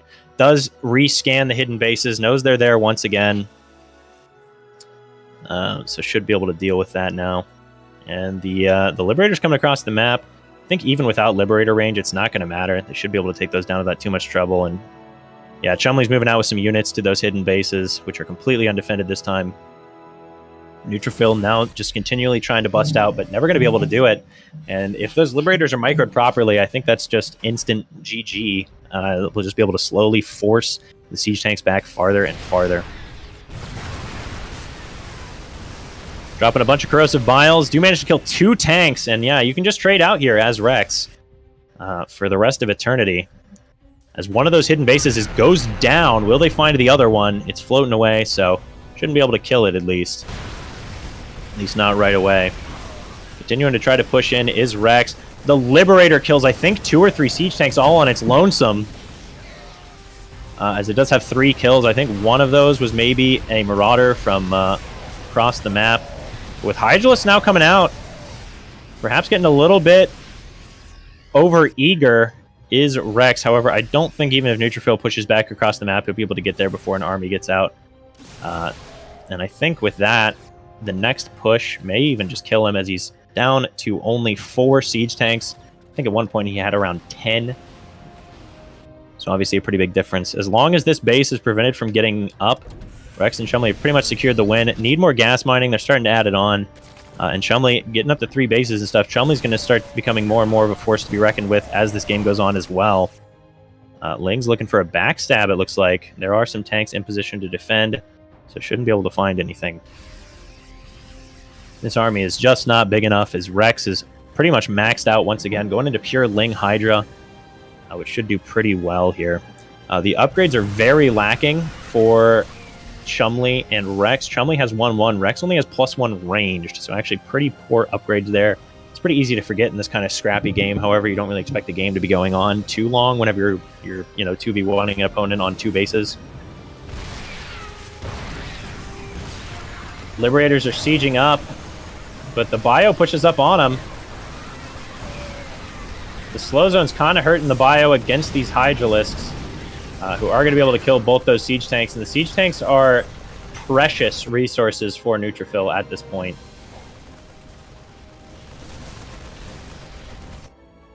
Chumley taking the hidden base so that they can't take the hidden base anymore. Big brain. Maybe able to target down that medevac. I don't think they're going to, though. Yep, does manage to load up and get out of there. And Rex not upgrading her Hydralisks at all. Doesn't have range, doesn't have speed. You can kind of tell when you watch them trying to waddle around the map desperately. It's not going very well. Need to deny this expansion out of Neutrophil. Dark Menace is doing his best to keep him busy, but I'm just not sure it's going to be enough. As going into Ghosts now. Not a great choice. He's got Cloak, but no nukes. There's no detection, though, but a scan could just be dropped down. How can you not tell that these Hydralisks don't have speed? It's so obvious. Nah, it's pretty easy to miss, actually. Oh, that base did get scouted. That would be a big pickoff for Rex and Chumley as well. He walked right past it. I don't think he's realized just yet. As the drop is back in his main base. And it has so little HP. Just target the medevac. He's trying to, but he's unable to. Oh, man. Chumley trying his best. Dark Menace just being an absolute pain here. And Rex, she's letting Neutrophil get this base up. He's got a hidden base as well. He's got good mining now. Oh, man. Is the comeback going to happen? Funnily enough, I think this drop is actually going to draw them up into the hidden base, so a little bit of a counteractive drop, so to speak. As the Liberators should be able to kill this if they just chase it down. They do chase it down indeed. And now that hidden base should go down as well, but they're just not doing anything about it. They're just letting them have that hidden base, I guess. +2 ranged is coming down. Will he stim underneath? I think he'll be able to kill that base, even without stim, but he does indeed stim. So that base does go down. There's still one mining base really up for Neutrophil, as a lot of lurkers coming in. There are cloaked ghosts, but just scan. That's what you have Terran teammates for.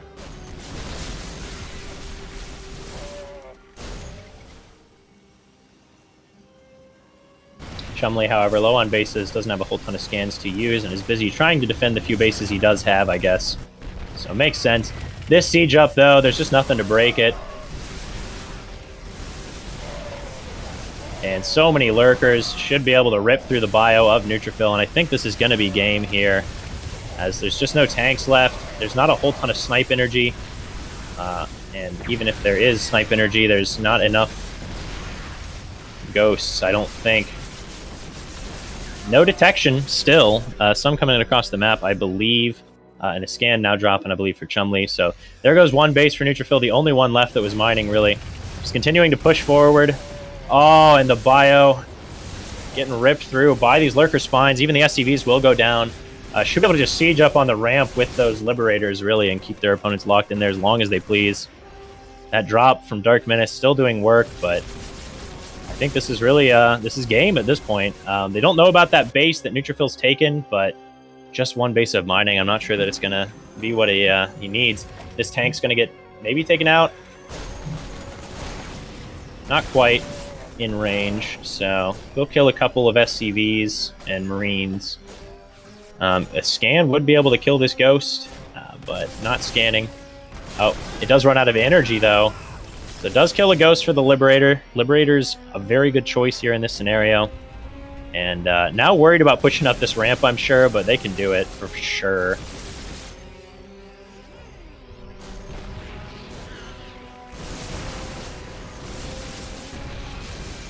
The ghost getting taken out, and Neutrophil, he's tried his best. He actually has a big bank, but I don't think a big bank's going to be enough here. They have so many units, they should be able to just push in and win. They're being a bit more careful now because they did lose so many armies pushing up this ramp, but there's only one tank left. And the push-in happens, and I think this is going to be game. We're actually going to see the Blind leading the Death to a 2-0 victory over GG Izzy. GG's call.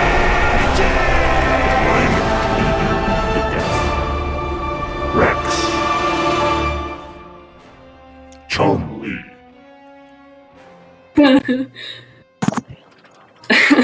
Well. What a game. What a game. What a series, too. Thank you. Okay, well, let's talk to, I guess let's start off with GG Izzy. We had a little bit of the Spider-Man meme pointing at each other in game one with the nuke strategies. I can't wait to watch that game. Yeah, I had nukes and nukes. Were you kind of caught off guard by the sudden aggression out of the Blind and the Deaf? We definitely saw it coming. I don't think we had enough defense at home, but we weren't expecting the nuke for sure. Yeah, Okay. but somebody didn't scout. Okay. It doesn't help that we Alright. lied through our teeth. Just Yeah, it's true. these It's true. lies in the interview. All right. Well, yeah, game one, obviously, the nuke busting those shield batteries, means the Lings get through and can get this around. So pretty straightforward overall. A cool strategy out of y'all with the double nuke rush. Unfortunately, I think a little bit of a build order matchup there. Game two, some excellent attempts on the one base. I saw we had Dark Menace microing on the other side of the map, keeping those drops alive for basically forever. Yeah, how were y'all feeling after Dark Menace was eliminated? How did you feel going into that? I thought we were like in a good spot there, but the drops were just horrible, and I have not become any better at defending against them. I was getting absolutely shredded. It was pretty bad. a very painful experience, but thought our odds, 2-1, you feel okay there. Yeah, yeah. We really hoped we would win, or else we would look really stupid. That's what I was thinking. Right. Yeah, you kind of put yourself in that situation where it's like, well, now at this point, we've got to win. Like, Yeah, we don't we have a have to choice do anymore. it. Okay, well, fair enough. Obviously, game one, it seems like it went pretty much to plan. Anything go wrong there, really, for you? For us? Yes. Well, I probably could have afforded to not lose all of my drones. I know that I looked back at them and I thought, I wonder what happened here. Was this like DTs or something? I didn't even notice the nuke. That's how tunnel visioned I am. Right. You're just like, dang, why did it play the nuke launch sound 3 times in a row? It was funny. It was like nuke, nuke, nuke, all within the span of 5 seconds. Well, a very cool strategy game one, and very well played overall. I imagine GG Izzy, obviously, an unfortunate loss, but I can't imagine you're all too worried about your chances to get to the playoffs. So, very well played all around. An amazing attempt at a comeback in game number 2. KJ, did you have any questions for our players there? No, I just really enjoyed watching it. I'm sure they'll be watching it and making adjustments, which, to me, I really love the fact that the Deaf Leading the Blind made complete adjustments, right, from the first series to now. That now the third opponent that they'll have, they won't know. It's kind of like the Little Reaper syndrome, right? You think he's gonna DT you think he's gonna cannon rush you have no idea. So that's what I love about the adjustments we saw from them. Absolutely, absolutely. Well, yeah, an excellent series overall. Very well played all around. And I guess we'll go ahead and head into our next series. So thank you guys so much. And we'll see you all in your next games. Yeah, this was great, guys. Thank you. Good game. GG. GG. All right, let's bring in our Code S match, our primetime match of the night. It's going to be between Instability against Ghost Chant. So both of them are joining us now here. Yeah, let's get them on camera too. So while we wait, I don't know about you, but this is going to be really fun. I think both of them match up well towards later games. They don't seem to be, at least Ghost Chant hasn't shown any tendency for crazy early all-in, so we'll see. Yeah, we saw a little bit of each, I'd say, from Instability in her previous PvT against Hurt in Time. So obviously she has the ability to bring out that aggression, but also the macro, so a strong way to be. But let's go ahead and talk to our players. Ghost Chant, let's talk to you. TVP, I know a lot of Terrans are not a big fan of the matchup. How do you feel about it? It's fine. It's fine. All right. He's not the type to complain like typical Terrans, right? Is that what you're saying, Ghost Chant? Get good. It'll work out. That's right. Right. Play like Maru. Okay, well, fair enough. Let's go ahead and talk about map vetoes. Obviously, we saw Blackburn being vetoed right off the bat. Are you more of just, I want to be able to play on more standard maps? Generally speaking, is that kind of how you go through with your vetoes? Yes. Yes. Okay, perfect. All right, and Instability. Obviously, we saw you looking pretty good in Protoss versus Terran previously. Are you feeling pretty good about this match? A little worried? Were you able to prepare against this specific opponent, or how are you feeling going into it?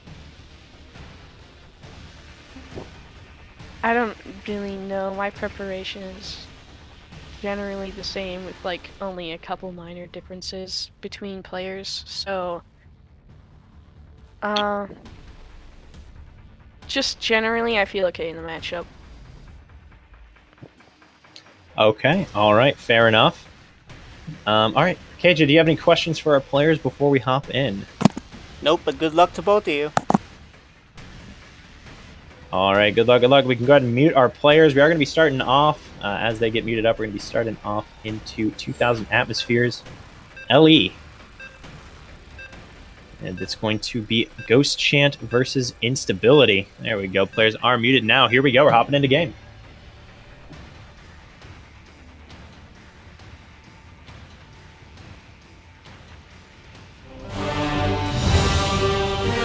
You are watching FSL Season 5.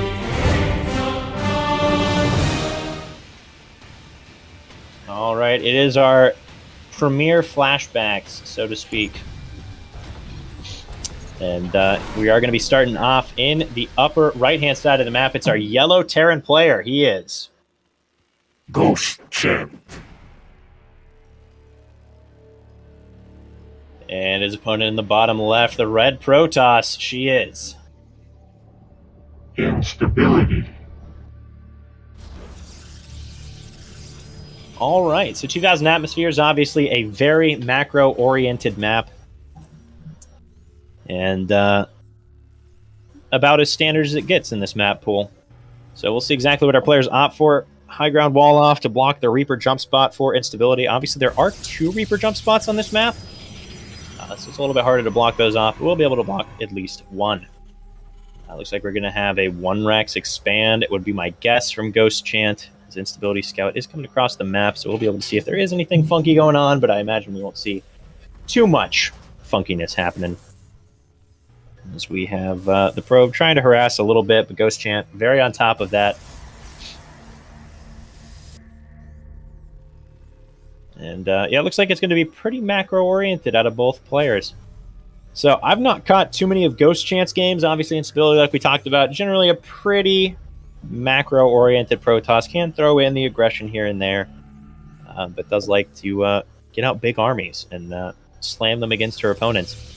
It's going to be Cybercore first, then Nexus, as Ghost Chant is going for that 1 Rex expand, just as we expected. Reaper is on the way out. Nexus now dropping down as well.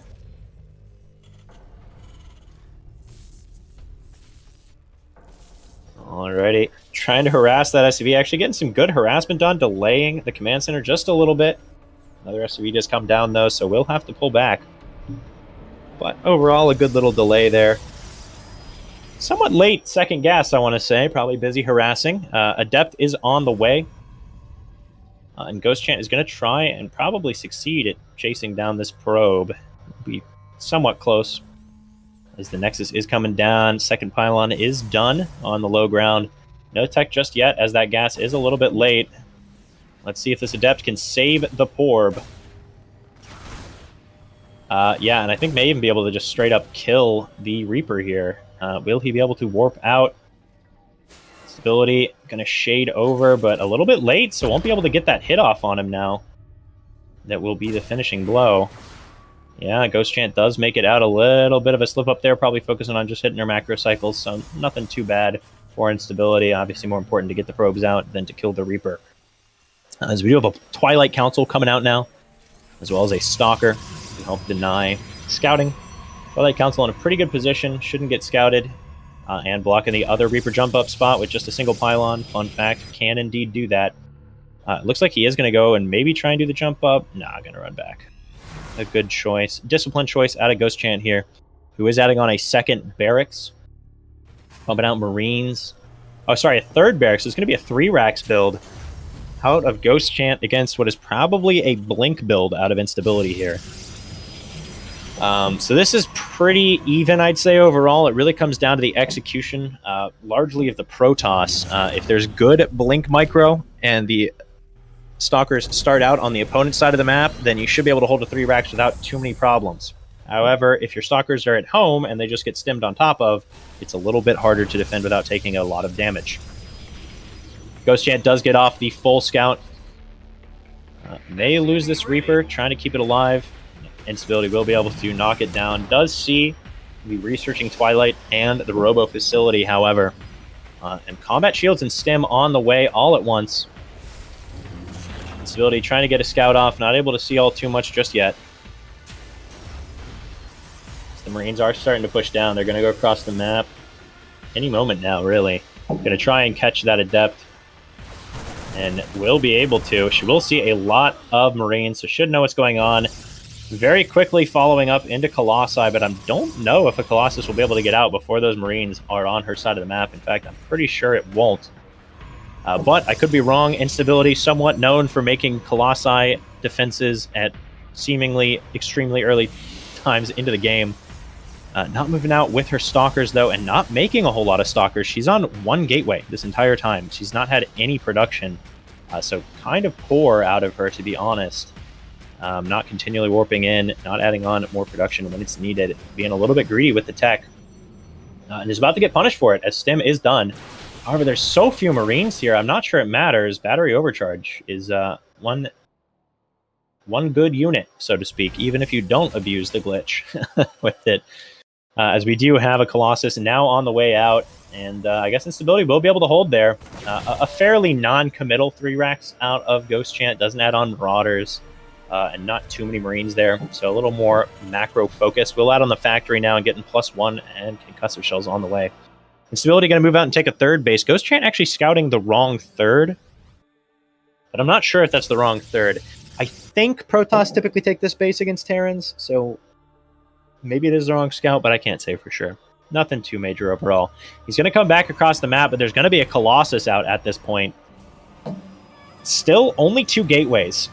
Really need to see another few gateways being added on very soon, as Instability is definitely dancing on a knife's edge here. That Colossus is coming out. Okay, Ghost Chant is scouting for the 3rd. We'll see the Colossus, and I think we'll just pull back.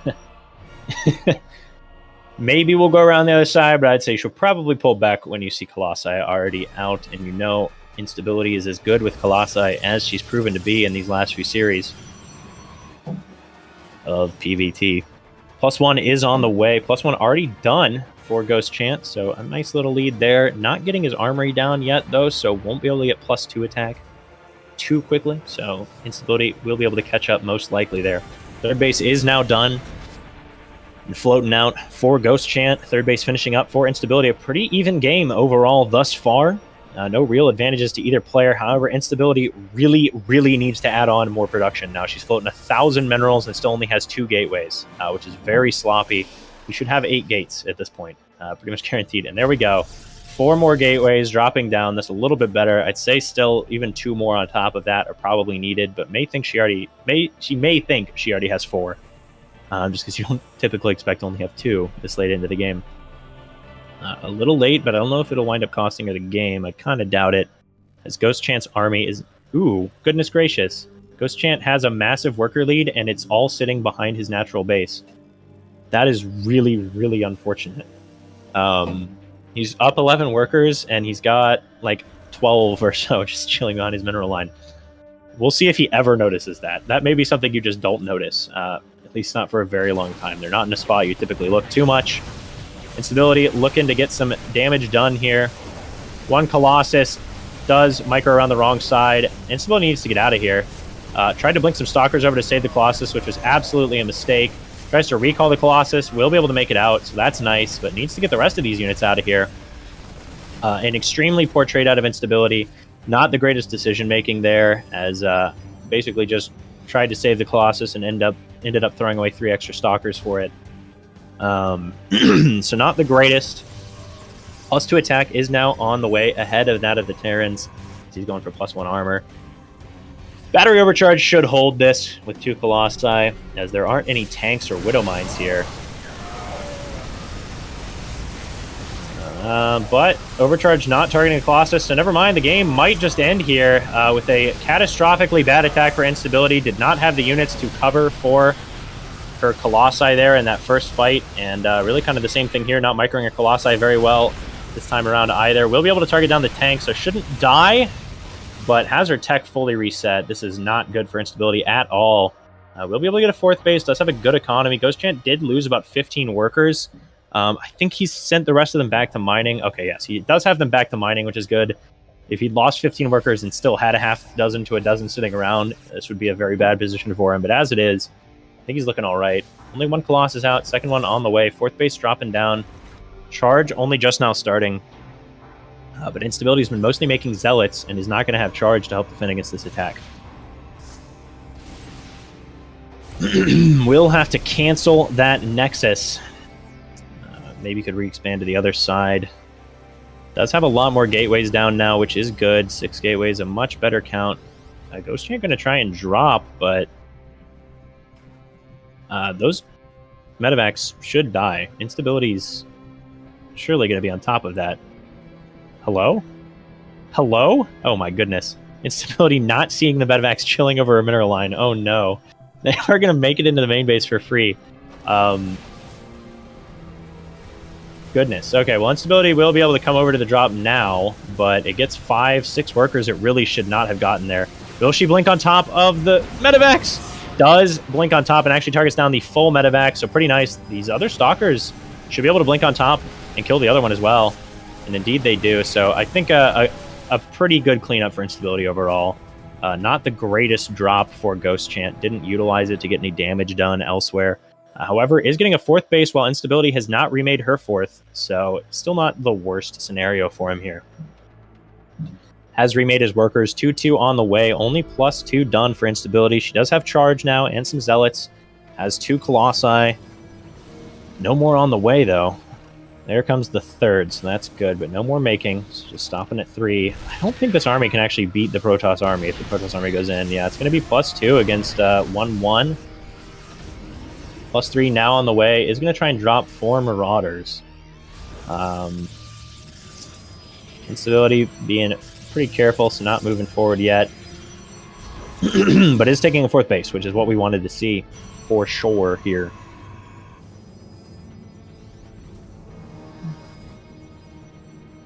Continuing to warp in more Zealots. Should go for a bust here, really, any moment now, honestly.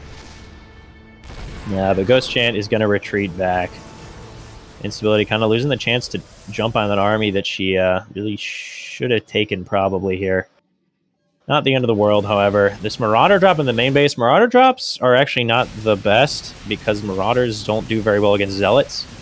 So you can just reinforce Zealot warp ends and clean it up. However, Instability's not doing that, so it's going to wind up doing very well. Instability just waffling on the map for no reason. I thought that the army was still there. That's heartbreaking. Very unfortunate there. Thought the army was maybe going to charge into the 3rd and sends all of her army over there, allowing Ghost Chant to clean up the robotics bay. A little unfortunate for sure. Maybe able to catch the drop, though. Nope, she does pull back. Will not catch the drop. 2-2 is going to be finishing up. It is going to be +3 for Instability, but no Templar Archives. Is not remaking her robotics bay and just not playing the cleanest game here. Has added on a lot more gateways. She is up to 10 now.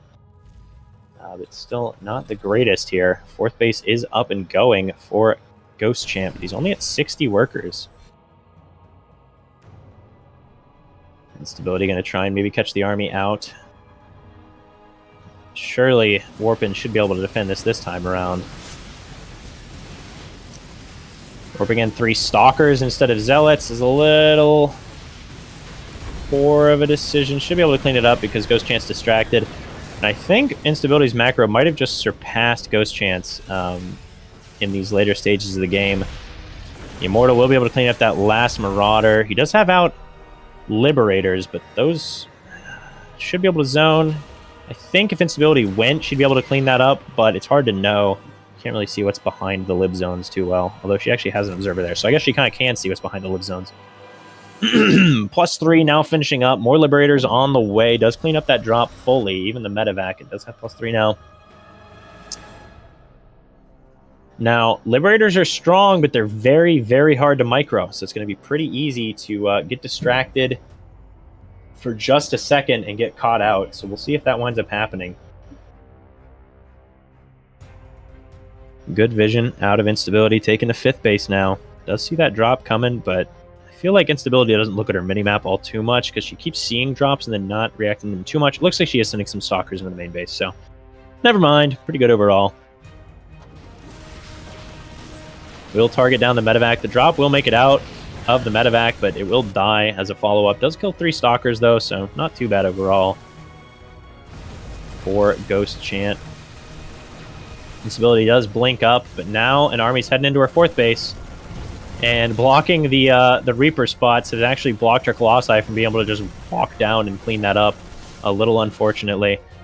Is losing a lot of Marines for only 8 probes. At this point in the game isn't the biggest value. We are seeing some Liberators come out now. Okay, Ghost Chant is moving out with his full army. His Instability is trying to get up into her late-game Stargate tech.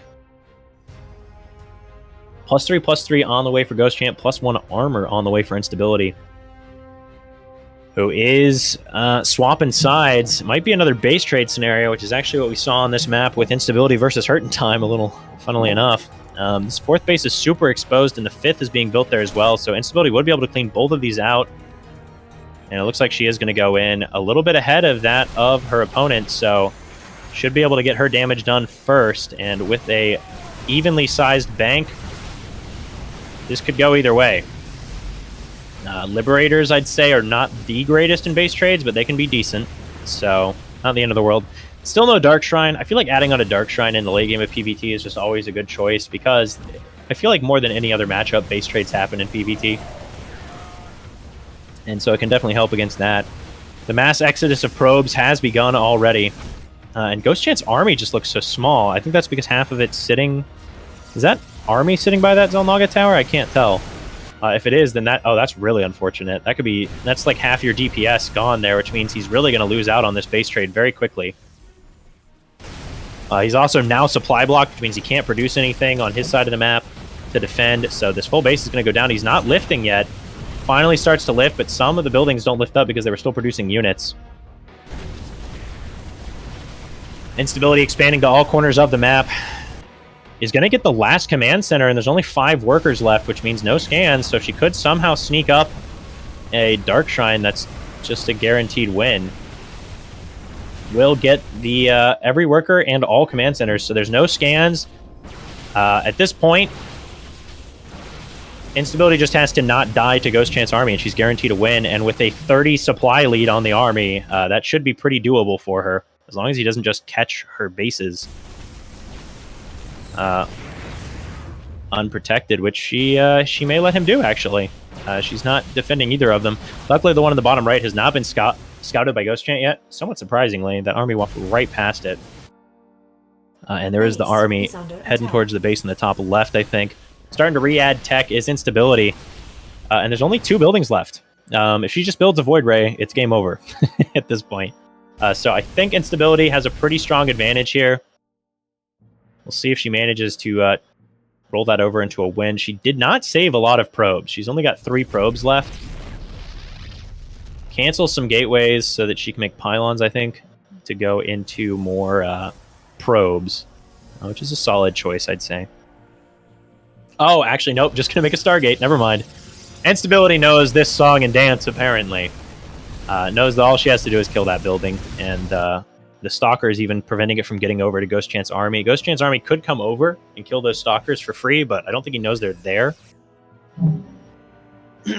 So basically, she's got to get enough money to make a pylon and make a couple pylons, which she's done a few pylons, but needs to make a few pylons more, and then a Void Ray. And she's only got 3 probes, so it'll take her a little while to do that.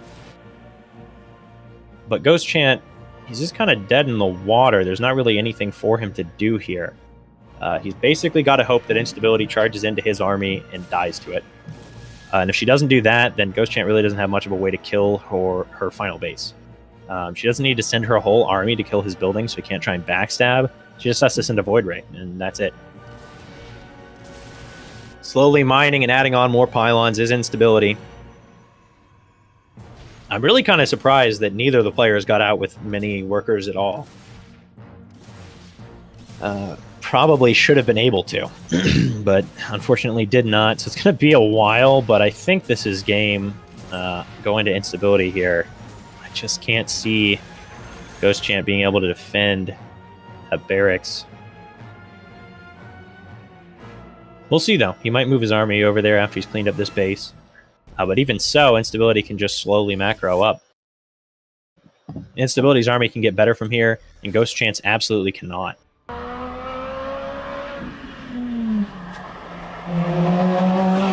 So, we'll see what happens here. It's going to be a little bit of a slow burn, as she needs to drop like 7 or 8 more pylons, and she's mining like 10 minerals a minute.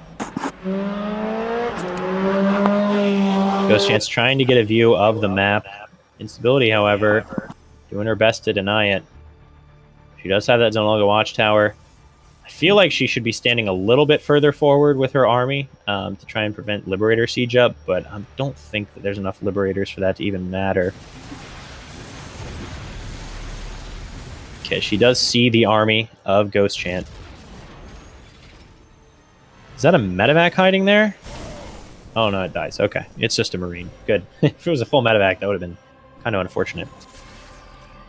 Instability splitting her army up to each side to try and prevent Ghost Chant from sneaking up with the libs, but he's not going to be able to with that tower up. He is trying to move forward. Instability getting ready to set up for a pincer, it looks like. And Liberators are good against one-directional attacks. Multi-directional attacks, not so much. Not as much, at least. He is charging in. Instability just hold position in the army and going for a big flank. But funnily enough, this flank is kind of backfiring because they're on the opposite side of the Liberator zones anyways, because they're so far forward. Liberators are starting to siege up and move up, though, which is good for her.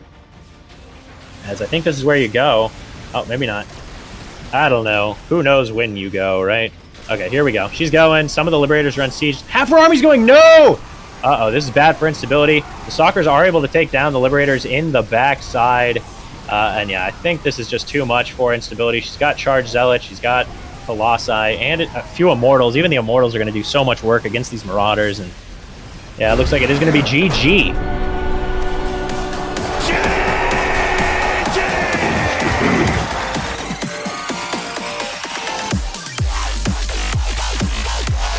A pretty solid first game out of both players there on 2,000 Atmospheres. But Instability managed to pull it out in the base trade. A little unfortunate there. Ghost Chant not making it out with any buildings, or at least not any SCVs or command centers, which is always going to hurt. But we will head into game number 2. It's going to be Curious Minds. It's a much shorter map. Lends itself to a lot more aggression.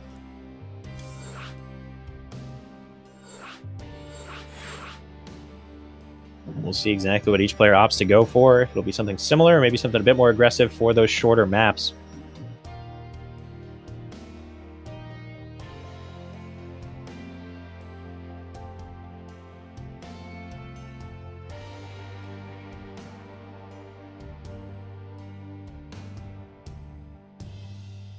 Yeah, so Curious Minds, it's a much shorter map. So you see a lot more mid-game fighting, early-game all-ins, things like that, because your units just get across the map so much faster. We'll see if that's what happens in this game as well.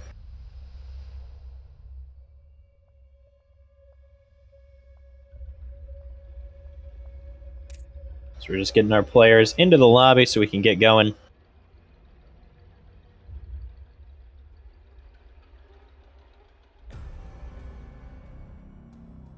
But man, what a day so far. It's been all 2-0s thus far. We'll see if that continues into this series. Or if Ghost Chant will be able to fire back.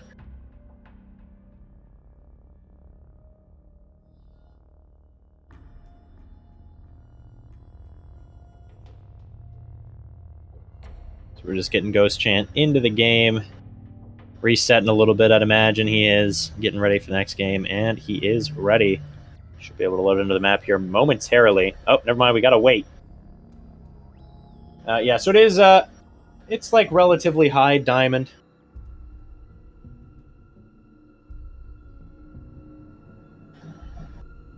And obviously, welcome everyone from the raid. Musti, I think it is. Thank you very much for the raid. If you guys do enjoy the series, it's a really fun tournament. It's put on by Storm.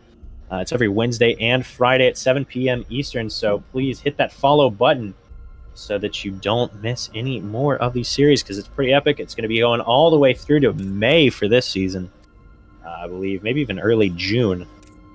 So a lot of games to look forward to, some epic series thus far tonight. We already had nuke rushes in the 2v2 matchup from both sides.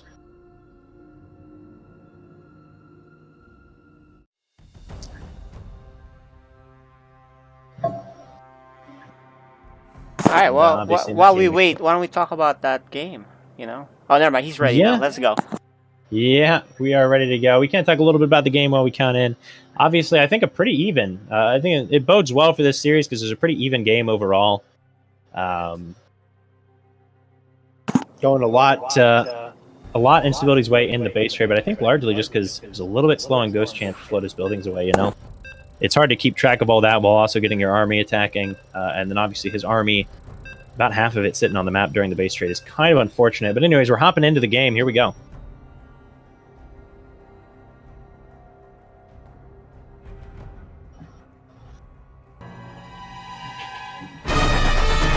You are watching FSL Season 5.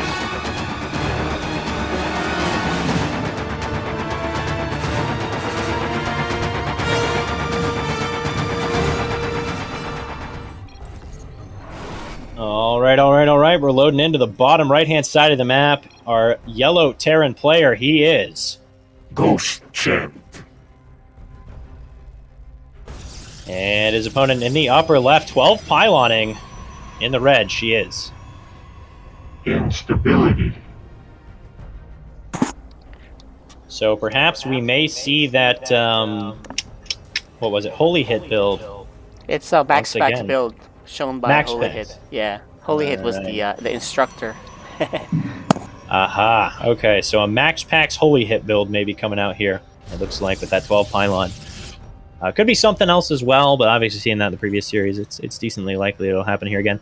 I remember in the last time she did this, she might have getting a little bit thrown off by some of the early Reapering and stuff, so we'll see if she manages to be a little bit cleaner with it this time around. I think she wound up winning that game anyways, but obviously could always improve, can't we? And it looks like she's potentially going to be proxying something, actually, nearby this Zelnaga watchtower. As Ghost Chant, he did go for... Actually, I don't remember. He may or may not have gone for an SCV Scout in the previous game. Obviously, it's hard to tell, even if you do SCV Scout, that something's going on with the 12 pylon at this level. I mean, it's hard for me to know when a building's made based on the timing it's done at my level. So, it's even harder for players in Diamond to do so. He is scouting around for the proxy, but it's actually a little bit further back. It's by the watchtower. So most likely will not scout it unless he redirects that SCV, but I think he's mostly worried about like a Void Ray shield battery rush. Oh, he's going to continue scouting. Instability sees him scouting. But not moving towards her just yet. Looks like it might be a proxy Stargate. And depending on where she places it, might be seen by Ghost Chant. Yeah, he's going to see it.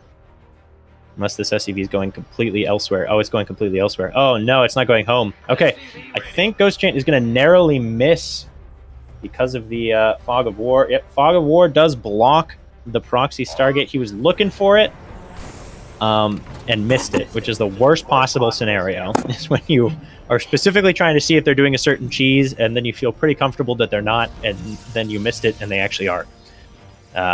So this could be very unfortunate for Ghost Chant. Shield batteries are going down. It's going to be a Void Ray rush into potentially Tempest later on.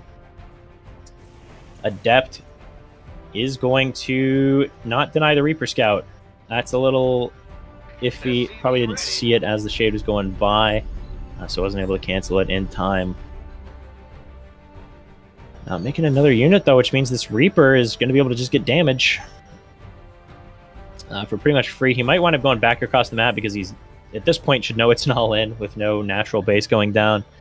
Instability does think about going back with the Adept, but Ghost Chant has pulled away with the Reaper. The first Void Ray is almost done, and there's no turrets or bunkers in the main base. And there are 6 shield batteries already all finishing up. Void Ray is out. Oh, sorry, 5 shield batteries and a pylon. There are 3 barracks, which is pretty good against this to an extent. But if you micro out with the shield batteries, it's not great. It's going to try and target down the reactor and should be able to get it with this first Void Ray. Ghost Chant, I'm sure, kicking himself a little bit like, man, where on earth did she put this that I missed it? I scouted everywhere. But Instability able to hide it, and now going to be able to kill one of the barracks potentially here of Ghost Chant. I'm really not sure if a 3-Rax is actually good against this or not. He is trying to add on turrets. Instability just going to try and target down one of the barracks. Does get it, but if she loses a Void Ray, it's not worth it. Doesn't lose a Void Ray, though. Shield batteries do heal up, which means she'll be able to go right back in. And indeed, the Marines have to pull back. Oh, but they're maybe going to get... Oh my gosh, it's so close. Okay, but now at this point, they're fighting in shield battery range. So as long as Instability micros carefully, this should be a very good position for her. Stem is on the way, which will help, but could get targeted down as Tech Labs have precious few hit points. Factory just now finishing up, adding on a Tech Lab of its own, so they can start getting out some Cyclones. But 3 Void Rays now out, a 4th on the way. Really should add on either another Stargate or Fleet Beacon or something like that in the near future. Looking, sharking around for some potential damage. Gonna lose a Void Ray, maybe. Yep, gonna lose a Void Ray. Ghost Chant with excellent micro and decision making there, choosing to target the Void Ray in the back that was lower health rather than the one in the front. Instability anticipating an attack the one in the front and pulling it back, and winds up losing the low health Void Ray.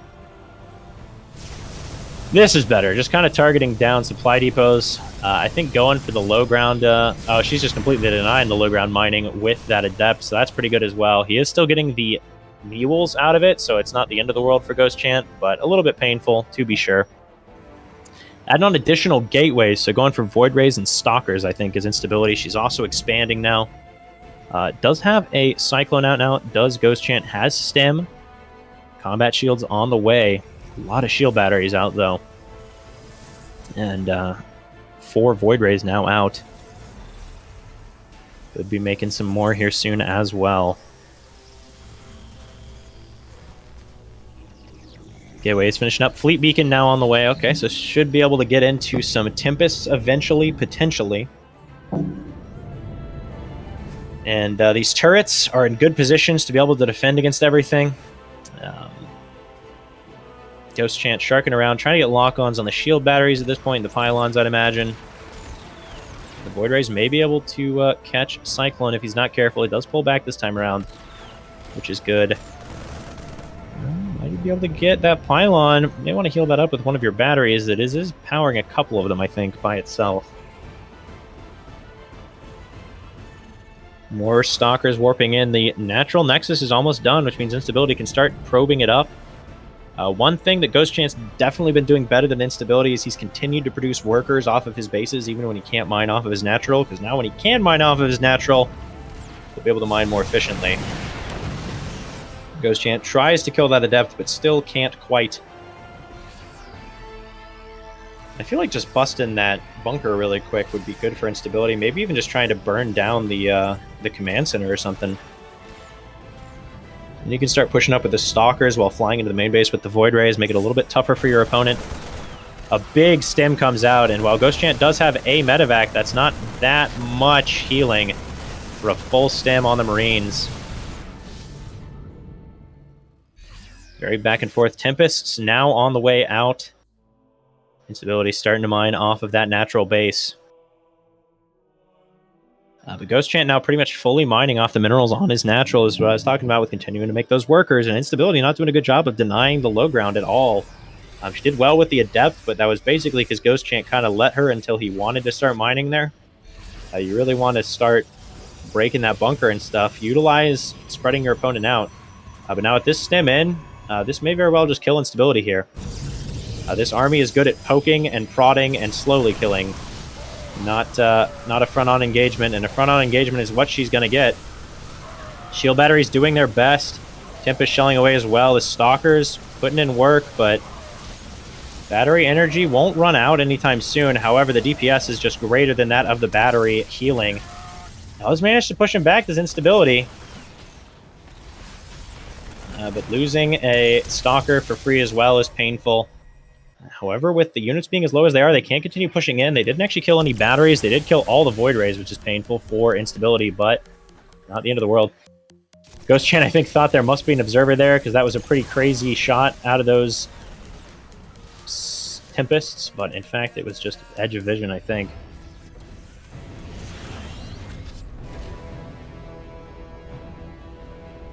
Three Tempests now out, a 4th on the way. Can start killing those turrets for free, should they so desire, and indeed they do.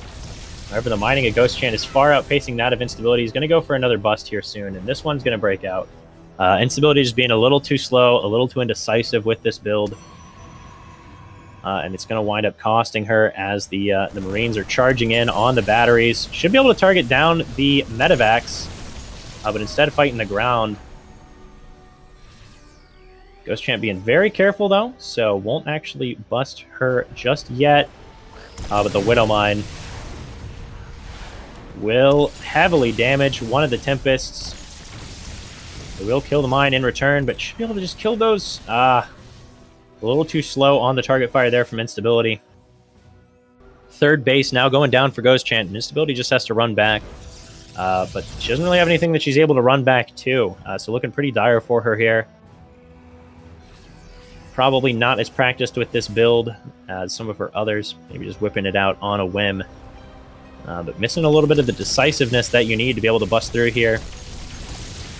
And now the Marines should be able to stem in very soon. Not doing anything just yet. She's trying to target down some of the barracks, which could be nice. She does have out 5 Tempest. Would have liked to see the anti-building upgrade if you're going to be doing all this, but nothing just yet. Does manage to kill a Cyclone. Should be able to kill another one as well here, and indeed does.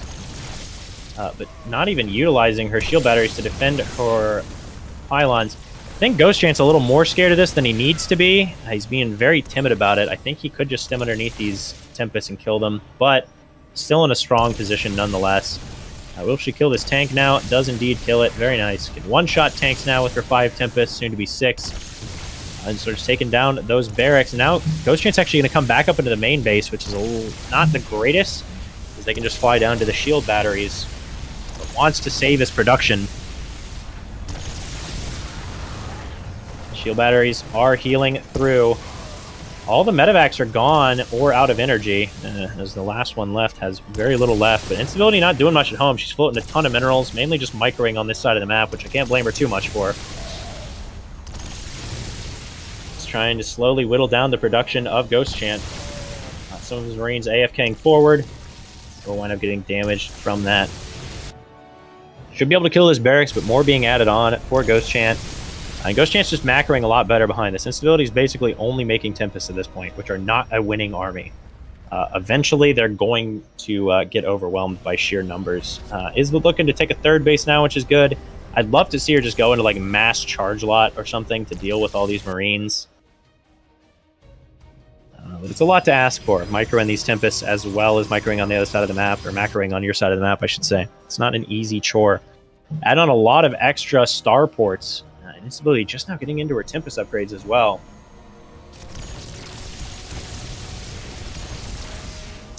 She is going to be able to start hitting away at this command center, which is nice, but Ghost Champ may be able to stem on top and kill these Tempests. And, yep.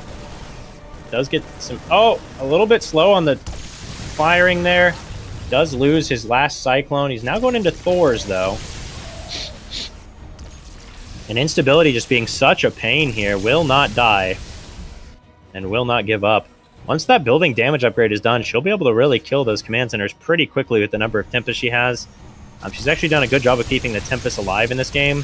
She was struggling a little bit with the Void Rays and everything, but the Tempest, she's done a great job of microing. And is just continuing to pick away at the units of Ghost Chant. He's killed 2 barracks, several turrets. Like I said, really needs to get up into something else. She's going into Stargates, which could be good if she just manages to get out a bunch of carriers. I think if she goes Mass Tempest, that could be a little bad. Just because they tend to heavily overkill Marines. The problem with Tempest against Marines is 2 Tempests kill a Marine, right? But if you just A-move, or even if you target fire, really, most of the time, the Tempests are all going to target 1 to 2 Marines, which means 8 Tempests are going to kill 2 Marines per volley, when in theory they could kill like 10 or something like that. Not 10, sorry, like 5 to 6 Marines. So they're just not efficient against Marines because they tend to just target the front units in a line, and because of their heavy damage, they tend to way overkill because they have that slow fire rate. However, Ghost Chant, he's just not going for the break. I think he really needs to just go down and bust those shield batteries at this point. But it's hard to know exactly what to do here. Instability is now making 3 carriers at a time. She can just keep him busy with the Tempest and get out 6 to 8 carriers. Or 6 to 9, I guess, would probably be the more expected number. that'll be really good for her. She could kill this Command Center if she targets it down, and indeed she's going to. Bye-bye Command Center. That's actually really unfortunate. Knocks him down to only 2 Command Centers. Granted, it wasn't mining, but that also removes mules, and he could have floated it over to another base, as he is heavily over-mining on his 3rd base now. 2 SCVs for every 1 he needs. Oh, might lose. It does lose a Tempest, possibly the first one, but now with the Vikings and not getting over the shield batteries, his instability really needs to be on top of those. Oh, maybe able to target down that Thor, maybe? Okay, she should be able to fight these Vikings in the cover of the... Okay. Oh, I thought he was maybe going to drop onto her. That could have been good. Instability continuing to kite. She does have out her first set of carriers, more on the way, continuing to kite back and forth, just being an absolute pain and slowly starting to get into a good position in this game. With +2 on those carriers and only 1-1 on the Army of the Terran, it could be exactly the impetus she needs to be able to win the fight. These Vikings are going to kill some Tempest, but he's going to lose all the Vikings for it in return, and the Vikings are pretty important against those carriers as well. Expensive units, obviously. And this proxy base has lasted a lot longer than first anticipated, I'd say. 6 carriers about to be out, which means she'll be able to start heading up towards 9. I think Ghost Chant has maybe had enough. He's going to try and bust out now, and should be able to do that finally. If Instability is able to recall these Tempests, I think she'll be in a pretty alright spot. For the moment, I think she's going to, yeah, she's just going to try and kill as much of the production of Ghost Chant as possible, and Tempest kind of killed buildings disgustingly quick, but really needs to recall like right now. Should lose 1, maybe 2 Tempests, but even getting some of them out is a big boon. She's now got 6 carriers with +2 imminently. She's got cannons up. She's on 4 base. Looking pretty decent thus far. Ghost Chant does not know about the carriers. He only knows about the Tempests. Probably is expecting to go into a ground composition, but he's actually continuing to make Vikings. Vikings can be good against carriers, but only if they're microed. If they're just a move, they're going to shoot at interceptors and not get a whole lot done. He does now see the carrier army, and it actually will be 8 carriers soon, because he did kill the 1 Stargate, I think. Nope, he actually didn't, but she just stopped making carriers out of it because I think she expected it to die.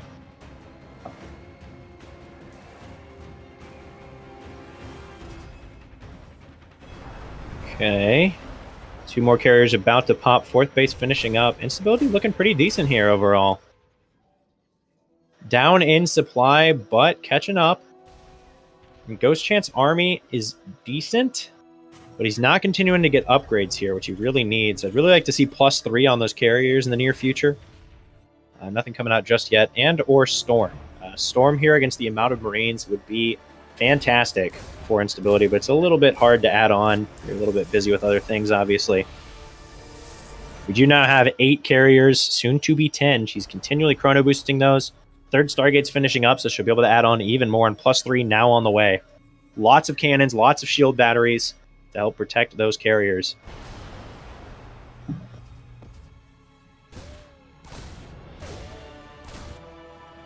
Does depower that 1 Stargate with the Reaper, which is nice. Ghost Chant not moving out. He's actually just playing very slow. He's on 4 bases right now, which is a pretty good number. He's got a good bank, not a ton of gas. He's starting to add on more refineries, which is exactly what we want to see here. Starting to get an armory, an extra armory, I think, or did he lose his first one? Extra armory. He's getting an extra armory to get those upgrades. He hasn't even started the upgrades on his first one. Maybe he's thinking of +2/+2, though, and hasn't realized he has an armory yet. There we go. Starting to add on ship weapons level 2. And we'll come into Instability's base here and find it undefended. Instability does have about 10 carriers, but it's 57 Marines and 16 Vikings against 3 Tempests and 10 carriers. So I think Ghost Chant may be able to break her here.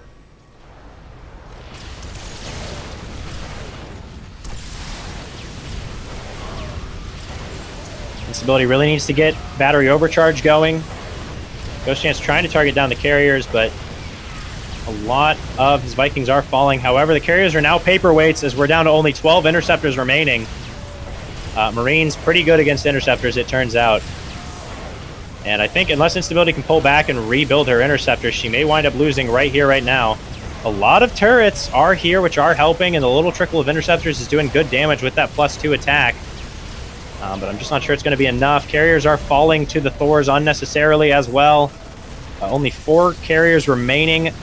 3 more are on the way, trying to rebuild that interceptor count. She really needs to not be fighting here. Just trickling in the interceptors is a big mistake here, and it's going to end up costing her the game, I think. Almost all of the Marines have gone down. There is still a big bank for both players, so if Instability can somehow survive here, that would be good for her. But again, she just bled off too many carriers, not pulling back and remaking the interceptors like she needed to. And a great fight for Ghost Chant, for sure. Going up to 5 Stargates now is Instability, or maybe it's only 4. Did one of them die? Yeah, it's going to be 5. One of them is depowered. Trying to go over into her third base, and we'll be able to kill some probes there. Instability kind of falling apart a little bit here.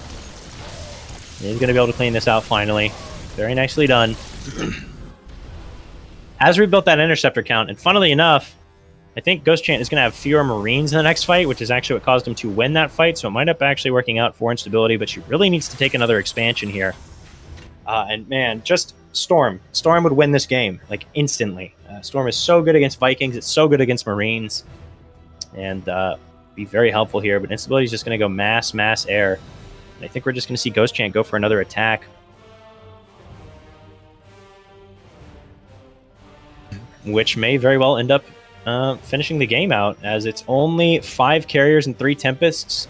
She has 75 army supply, but like 30 of that is in carriers that are in production. 2 more do pop out, but they're going to get caught by the Marines. Oh, that rally's so unfortunate. Does catch half of the Marines unprotected, but they're just ripping. She's targeting the wrong units. You really actually have to... It's very counterintuitive, but you really need to target the Marines with your carriers, not the Thors, because they're what's doing the big damage here. They wipe out your interceptors, and from there you lose the game. So a good try out of Instability here. Trying to get a little aggressive does not end up working out, and it's going to cost her the game here, as Ghost Chant does manage to chase down all of her army. And GG is called.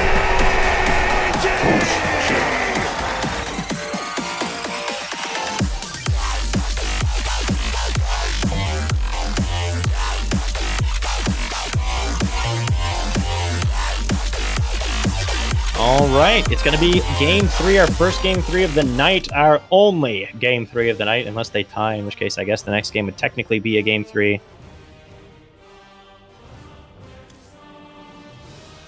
And we'll be heading into our final map, Pride of Altaris. Not one we see too terribly often in the FSL, but a good map nonetheless. But yeah, overall, Ghost Chant pulling off the defense quite well. I think against 3 racks that should go a little bit better for Instability, but maybe a little bit slow, a little bit too careful there. You don't want to throw your Void Rays away. And Ghost Chant manages to hold off, macro up, and clean up, win the game. And of course, Marines, very good. I believe we're going to go ahead and do a quick 2-minute break to do some player intros. So be sure to stick around and we'll catch those, everybody. Here we go.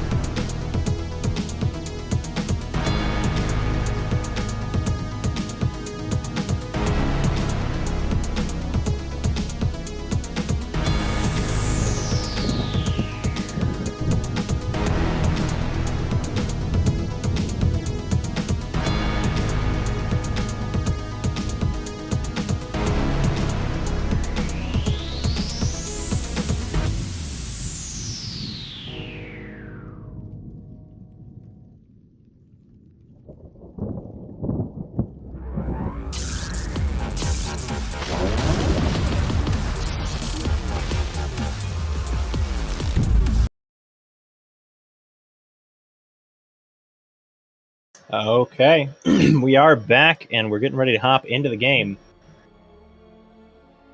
Just making sure our players are ready. Obviously, it's going to be Pride of Altaris, like we talked about. A fairly large map. It's got that weird gold-based setup that we see a lot of playoff from in Pro Series. We'll see if the players try anything with it here. And I think we're just checking to make sure Instability is ready. And then we will be able to hop in. So pretty back and forth series out of our players. But we are ready. We're starting up and hopping into our final game of the night. Of course, we will be back Friday after this. Very exciting. Here we go.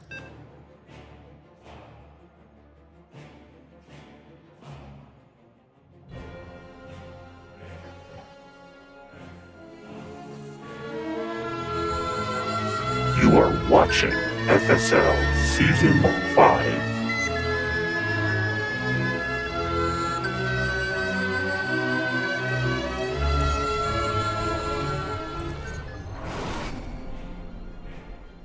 All right, in the lower right-hand side of Pride of Artalis, LE, it is our yellow Terran player. He is Ghost Champ. And his opponent in the upper left, the red Protoss player, she is Instability. All right, so we'll see. We had a bit of a cheese come out of Instability in that game. I'd expect something a little more macro-focused this game around. It's Pride of Altaris, a little bit more standard looking at a map. Obviously, we do have those gold bases. We'll see if they wind up coming into play. The gold bases are unique on this map in that they are actually full-size bases. Most gold bases only have, I think it's 8 mineral patch. Nope, sorry, they have 6 mineral patches instead of 8. So you get about the same amount of mining for fewer workers on those. But on this map, you actually have the full 8 patches. So that means you get a lot more mining off of that base than you would get off of any other base on the map. So it's a big advantage on this map in particular, and so you often see a lot of back and forth on those bases. But that's typically at a little bit higher of a level. At this level, players are a little more uncomfortable to try things like that, because it's at this level, you're not preparing map-specific builds too often. It's a little bit more of an ask. You want to just stick more to your game plan, so I don't know that we'll see too much play off of that, unless the bases are taken more organically.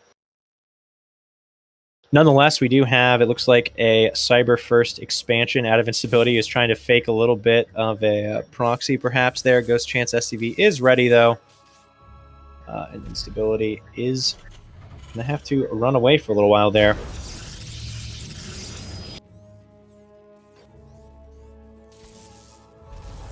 The Probe trying to catch the SCV Slacken. Unfortunately, much lower on HP, so he's not able to do that just yet, and the Reaper is going to come out now and kill it. Kill it dead. So, Probe does fall. Bunker now going down. Ghost Chance playing very safe, but he's not doing a whole ton of scouting just yet. This is the first unit to leave his natural here as the Reaper goes out to scout. Meanwhile, Instability is playing much more macro-focused and going for an Adept. It looks like Ghost Chance pretty much always plays 3 racks openings. At least that's what he's done in all 3 games thus far, in PvT at least. Stalker is on the way out. No tech out for Instability just yet. Not quite enough gas as of yet. Moving out to take, I'd assume, a Twilight Council here. And indeed, it's a Twilight Council. But she has to cancel it and remake it because she accidentally trapped her probe. That's okay. It happens. Does complete the Reaper wall off. Reaper scouting around, making sure there's no proxied anything. Will get found by the Adept somehow. They run into each other in the middle of the map. Instability should be able to chase that down. Is not clicking her shade onto it. And is going to go across the map instead. Stalker does move down. And will kill the Reaper. That's big. That means Ghost Chance not going to have any scout on what's going on inside Instability's base this game like he did in Game 1. So he's going to be a little bit more in the dark in this game. as Robo is now following up. I imagine we'll see Blink in the near future once she has the gas for it. Scouting in with her Adept is Instability. It is actually not a 3 racks. No, it is a 3 racks. Okay, it's 3 racks. He's getting that Engineering Bay for +1. A little bit questionable there. I don't think she even saw the extra barracks, so she technically still doesn't know what's going on, but I'm guessing after 2 games of him going 3 racks, you can put 2 and 2 together, hopefully. As indeed has not seen anything just yet. Blink coming down, though. And I'd imagine we're going to see a Robo Facility or Robo Bay coming down in the near future as well. Just needs the gas for it. And the third base following up pretty quickly behind that, I'd assume.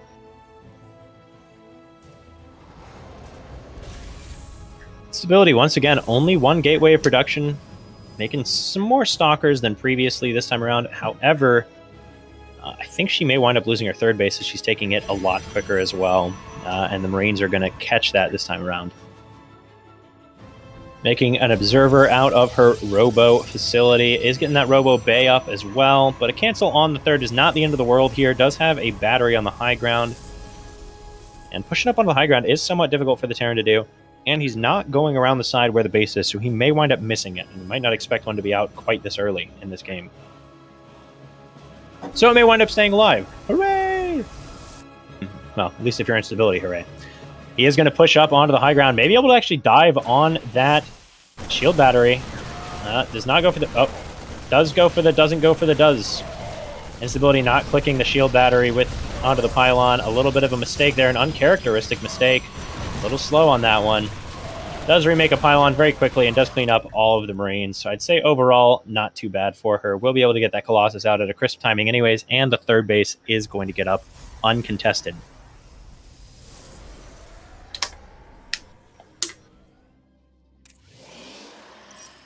Now we do have Blink out now.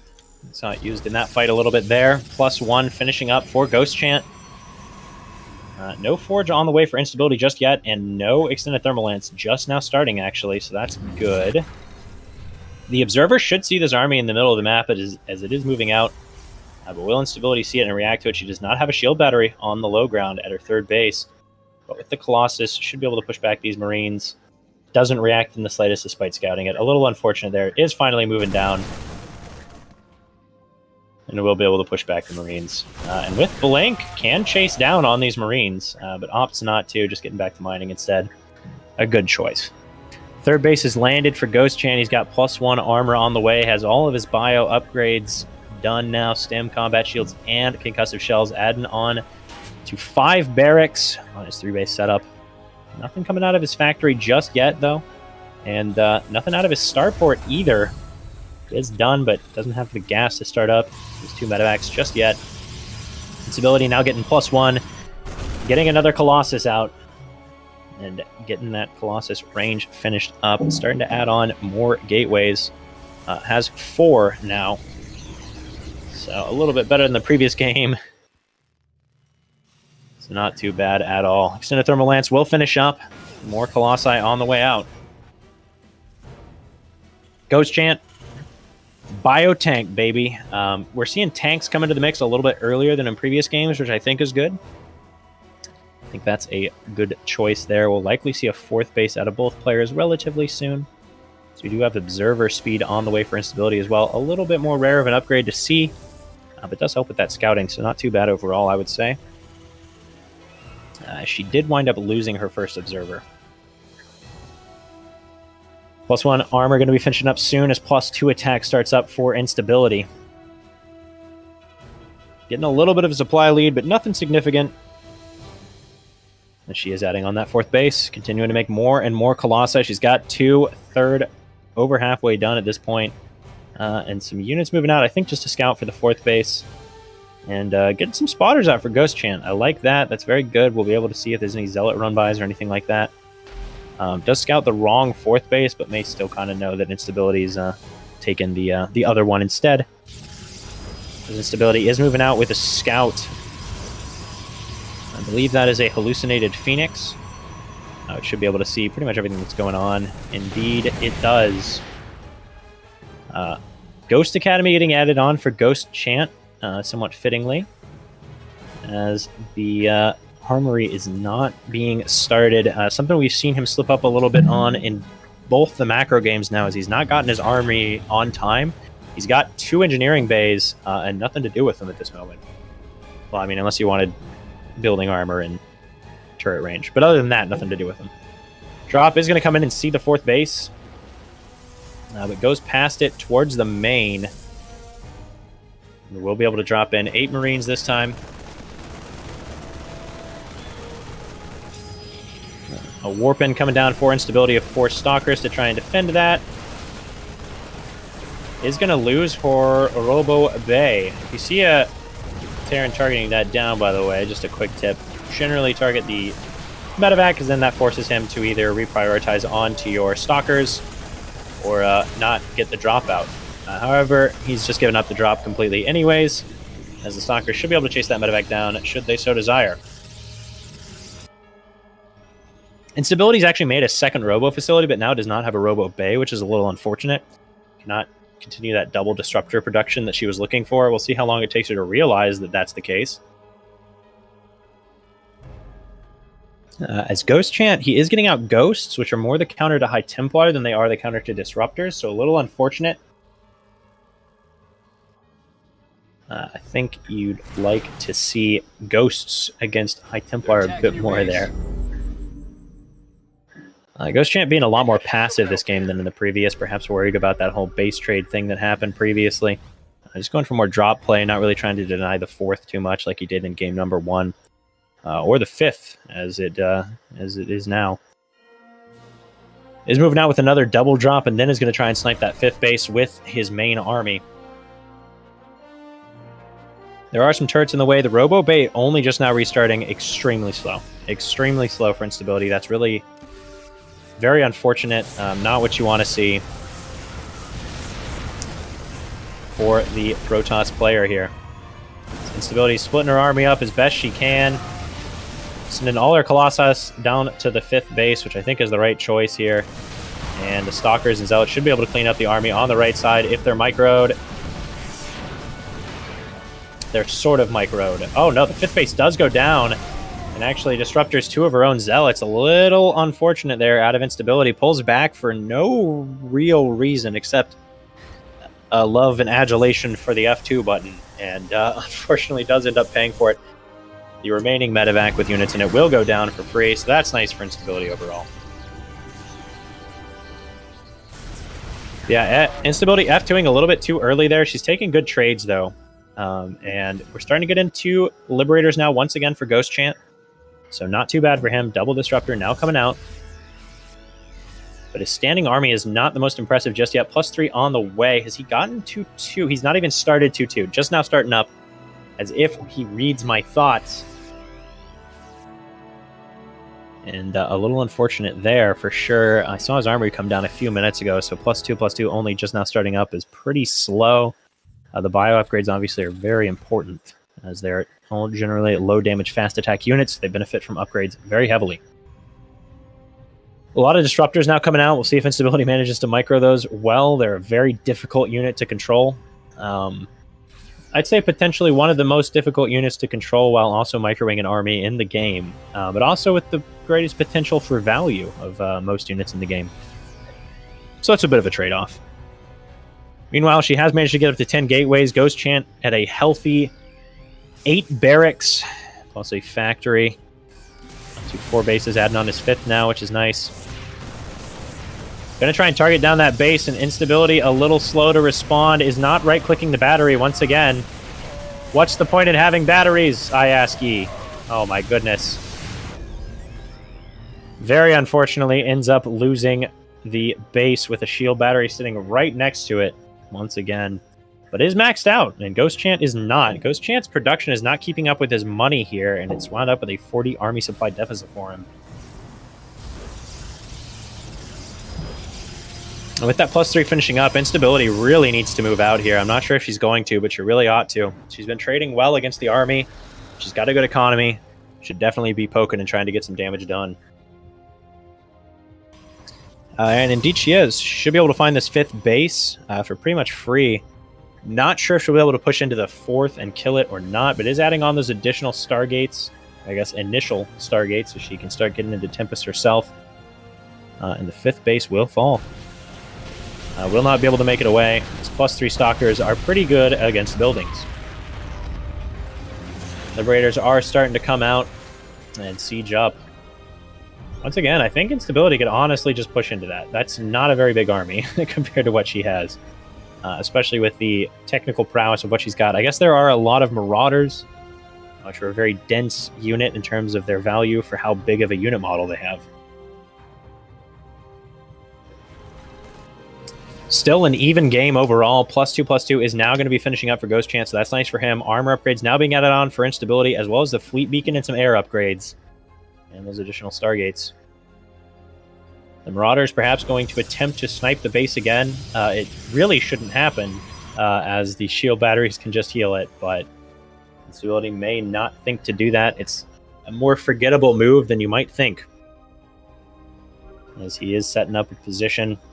He's going to stem in, and the army's not anywhere close to being in position here. Please right-click the base. Oh, no. Once again, no shield battery on the base. That's okay. She's still got plenty of expansions up, and we'll be able to retake that. He does lose quite a few Marauders for that, which is not a free thing. It's not the end of the world by any means. A lot of Liberators out now, trying to add on a new 5th base.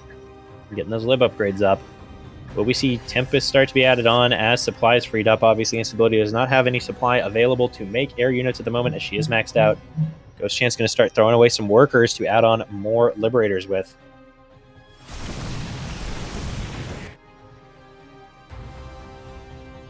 Instability now on a comfortable 6 bases. Ghost Chance soon to be on 5 established bases and a ton of Marauders.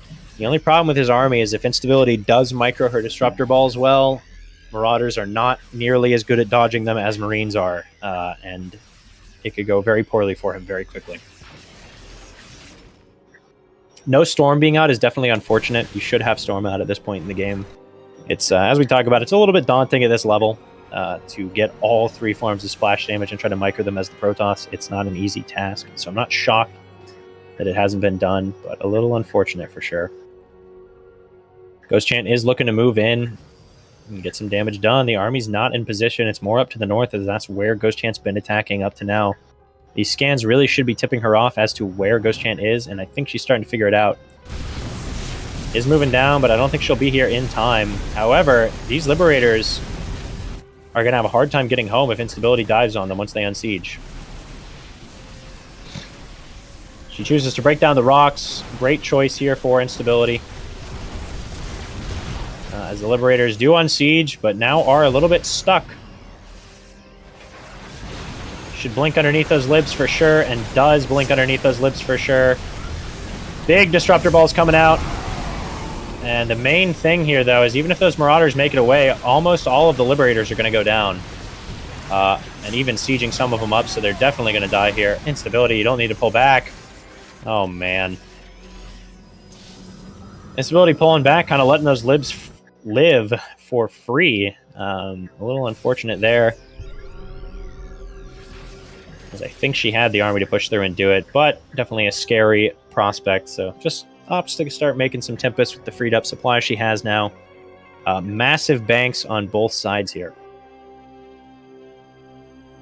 as we are settling in for a little bit of a long one. 18 minutes into the game already, and with these big banks and the players playing as carefully as they are, it's not likely to go anywhere fast.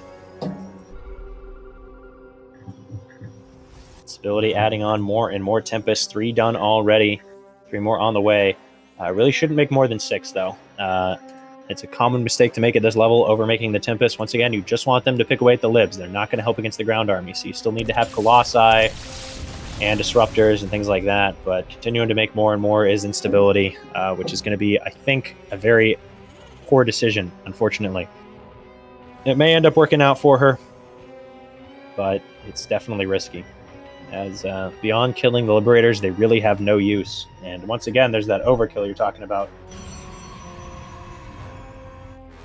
With the Marines, it happens with Libs too. I think it's 5 Tempests to kill a Liberator, and past that point, you're not gaining any extra value.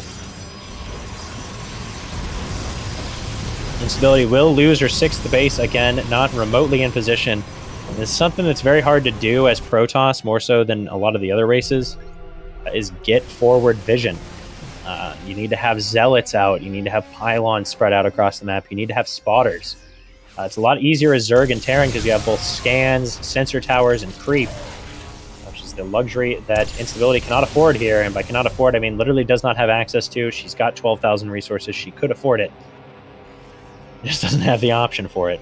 Should be able to take a base in exchange for that base, but Ghost Chant, will he decide to base trade or will he decide to defend trade? I think it's going to be a defend trade after all. That base will be forfeit, as the EMP upgrade coming in for the Ghosts, nicely enough. But Ghost Chant catches a bunch of the Disruptors on their way back, and has Instability somewhat cornered, but oh no, Blink Under! Oh no, Blink Under the Libs! You have no reason to run, they take like 12 years to siege up, that's so unfortunate. Unfortunately, actually, for Ghost Chant, he has like nothing that shoots up. So even though Instability has overmade Tempests, Marauders, it doesn't matter how many Tempests you've overmade, Marauders still ain't going to be able to kill them. There are some Vikings coming out now, but that's not what you want too much. At least not in low numbers. And Instability is taking good trades here overall. She's trading a little bit better than her opponent. Not by a whole ton, though. Really should start adding on some DTs as well. DT backstabs at this point in the game are so strong in PvT. But I doubt we'll be seeing that. Just continuing to make Tempest. There goes some Zealots. That's good. +3 armor and +3 air weapons is now finishing up. Those 10 Zealots should do well against that counterattacking army of Ghost Chant. Especially with the cannons and the shield batteries here to defend. And indeed, they will chase him down. Good micro out of him, but now Instability is going to push into his 4th base, and that's a big chunk of his army out across the map. Liberators are not sieged up. Trying to swap into battle cruisers is Ghost Chant, possibly a misclick, possibly on purpose, who knows. Only 2 tanks, there's not a whole lot of anti-ground stuff here. The Liberators still not sieging up. Finally coming in, and Instability, who is playing very warily against them, will pull back. But is now going in with her Tempests. Which, once again, Ghost Chant has very little answer to. He's now down 50 supply. I think Instability may be able to do it with just the ridiculous number of Tempests. 10 out and 3 more on the way.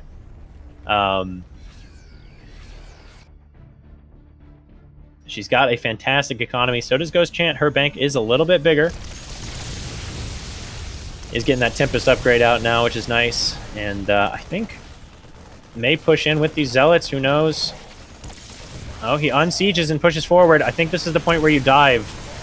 And indeed, Instability thinks so as well, is ripping through the Liberators, which means the Colossi should be able to reign supreme on the ground, along with those Stalkers defending the front for them. Not enough anti-air here, as there's just so many Tempests. Really more than I think Ghost Chant expected, and I can't blame him for not expecting it. This is a lot of Tempests to have. One of the very few armies where the this many Tempests is actually a good choice. And Instability now doubling the supply of her opponent, is pushing into that natural, taking out Thors, taking out production, and Ghost Chant has the bank, but he's not able to remake his army quickly enough, even with it. And GG is called.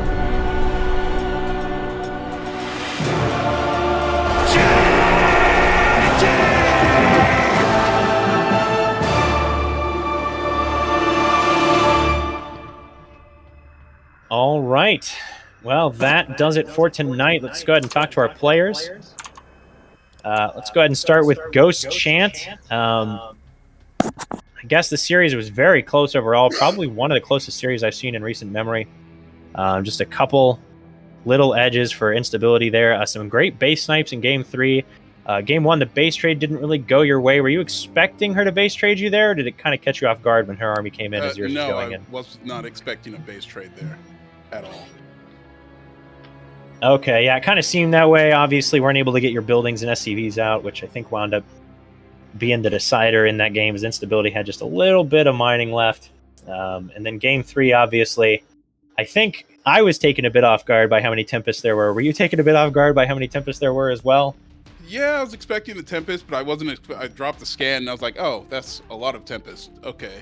All right, sure. Yeah, and then obviously game 2, an excellent hold. I don't know how often you run into that build. You were scouting around for it and you barely missed it, but managed to hold it anyways. But you did very well defending against that with the 3 racks. You find the 3 racks does pretty well as a defense against that build? Yes. In general, like game 1, I saw the Robo, and you saw it poked a couple times at the 3 racks. It's not super awesome, that little push with just the bio and nothing else when they open Robo like that. But yeah, in general, like DTs, I think you saw that in my game against Stremalligant. He opened DTs, and I was able to walk across the map and do damage with my Marines while defending at home. It's generally pretty safe because you have a lot of stuff. Yeah, that makes a lot of sense. Well, it did manage to work out in game 2. Unfortunately, that was the only cheese that came out for instability. But still, you wound up, I mean, the games looked extremely close all the way around. It's impossible to call right up until really the final fight. So very well done overall, and I look forward to seeing the rest of your games throughout the series. If we move over to instability, obviously I'm sure you're feeling pretty good there. The cheese didn't quite work out for you, but your macro managed to pull through. It seems like, I guess, the late game TVP isn't something you get into too often with that number of Tempests. Do you wind up playing in the late game very often? Do I wind up playing in the late game? Right, I mean, specifically against Terrans, where you have the Liberators versus the Tempests and everything like that. Is that a scenario you find yourself in much? yeah, I feel like the majority of my games are either I die to some early game push or the game's 20 minutes long. So, yeah, probably like half the time is late game. Okay, all right. Well, yeah, you managed to, I think, catch him off guard with how many air units he had. He had a lot of Marauders, which obviously aren't the greatest. Game 2 didn't quite go your way. What do you feel was really the thing that made it so that you just weren't able to really push through and win with the Proxy Void Ray there? I don't know, it just felt like a lot of things that I messed up. Like I switched into Tempests too late, so you already got to build up the Cyclones and stuff, and I couldn't really do anything about it. So I probably shouldn't have used a build that I didn't practice at all. All right, fair enough. And then game 1 and game 3, pretty much textbook. Were you feeling pretty comfortable in those games? Were there any points where you really started to get worried, like maybe with the base snipes in game 3, or were you kind of pretty confident throughout? Yeah, I think game 3 was stressful. Game 1, I don't know, I felt overly confident till the end, and then I couldn't tell who was winning the last fight. But yeah, the third game was terrifying. Yeah, it was a nail biter for sure. Well, very great games all around. Your TVPs, as always, looking pretty entertaining. A good series. Good luck in your next matches. And KJ, do you have any questions for our players here? Yeah, sure. So, very excellent game. Not a question, just a quick comment on all 3. I couldn't tell. First of all, Ghost Champ, man, your defense on game 2. You know, usually at that stage I lose that game, so I was really impressed in how you held that. I think I'm gonna do what you're doing, man. Just make bio, just stim to win there. That was really good. So nice job. The key is really holding to the medevacs, because you open 3 racks and you have stim early, but you can't use it because the voids will just continue to peel off the Marines. So you got to be super patient there. But. Yep. Yeah, and that was really good. Then game 1, hey, it's a base trade. As she said, if you don't have our vision, right? So you can't tell who's really. It's close enough. You can't really tell who's ahead. It's really just about who has a base still. So that was pretty nail biter right there. And then game 3, tell us. You know, game 3. Were you trying to go into battle cruisers, or how do you handle late game like that? Do you stick as you have been and then go to liberators? Because me personally, I like going battle cruisers at a certain point. So the idea is to be even more proactive than I was being, because Instability said it was stressful. The point is to make it stressful so that you can't just go, ha ha ha, Stargate units, and then it's really, really... Got it. The point is to not let the Protoss get there. And You did do a lot of drops, which is your signature move, but it was a lot of fun, and congratulations, Instability. Nice win against a solid Terran that we have here. It's still early in the season. Seth, what does this do to our, you have any questions, and what does this do to our standings? No questions. Excellent 3 games. All 3 games actually really pretty lengthy. But in terms of standings, it's updated, and we can take a look at that. All right, let's take a quick peek. Hey, she's first place with the wins anyway. Yeah, she is first place. There are 3 players that are still undefeated. And yeah, everybody's still jockeying for position there. Gotcha. And yeah, so it's looking good. So thanks for playing tonight, both of you. Nice job, and we'll see you guys. I'm not sure when your next games are, but you guys, if you need to check it on the SciStorm.com/FSL. All right, Sep. So let's round up what happened tonight. Let's go talk about all these games tonight, right? So, and the divisional changes. Little Dom is at 2-1, Codeo 1-0, Turtles and Hare. Blind leading the Deaf, tying it up, and now is at moves into 4th place. Izzy is 1-1, Purifiers 1-1. Benzel still looking for their first win. We didn't have a Code B game tonight, so nothing changed there, with Fenrir leading the league, leading the division 3-0. Very commanding lead there. But I think the story of the night was another Little Reaper 2-0. That's 3 in a row. I personally didn't put him as a contender, but at this point, he's now looking like a contender. What are your thoughts on that?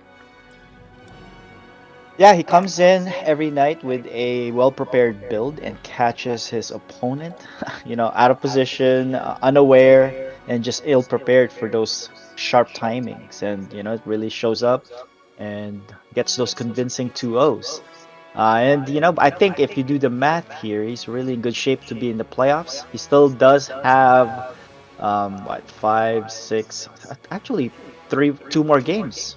Yeah. So I think he should be good in the playoffs. He just needs to make sure he maintains his momentum. Yep. He loses to the aggressive ones like Criminal and Deepu. So that may be a tip, right? So yeah. And of course the Archaic is good, so there you go. Yeah, we'll see that. And in terms of 2v2, I think all the except for Benzel, everyone has gotten a win on the board, and it was really impressive to see Blind leading the Death, getting that victory tonight. It was a nail biter in the end there, because if I was on the other side, oh my gosh, that game! Thinking, I better not lose this game, and they're really trying to hang on, which they did, and so that was a really good win. But it really showed their preparation. Right? Yes, they really prepared for tonight's game, and it also showed GG Izzy was just going to wing it.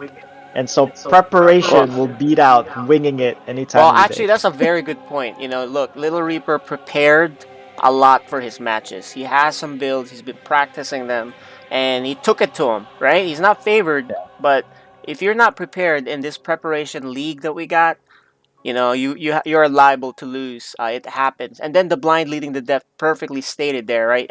We didn't know they were doing something. Yeah, we didn't really practice, but according to ET, they have been practicing, so it's good to see that pay for them, right? Yeah. Because GG Izzy's tough. Even if they had their main race, one of them, I really don't think they could have survived those attacks. The first one was deadly. Yeah, definitely. And it's really nice to see as a first in FSL where you have two nuking each other at the same time, pretty much too. 3 nukes landed. Yeah. Yeah, it's just that one was game ending because it busted out the front and there were a million Zerglings waiting in the right that was outside exciting. of that. So that was an exciting match. I can't wait to watch them and what they come up with next. This is why people like to watch those kind of players and teams where they have excellent builds. So their next game actually will be against Codeo, so that's gonna be a really cool game. They need to prepare something. That is definitely the toughest one that they'll have. I mean, that's the undisputed, only lost 1 game in the playoffs team, right? Yeah, I think they dropped 1 map. Okay. But this is a little bit more competitive this year, so we'll see how far they go. So they'll see how Codeo does against Tortoise and Hare, which is this Friday. That is so correct. they get to scout them a little bit, although the book is out there on how Codeo plays. We know how they play.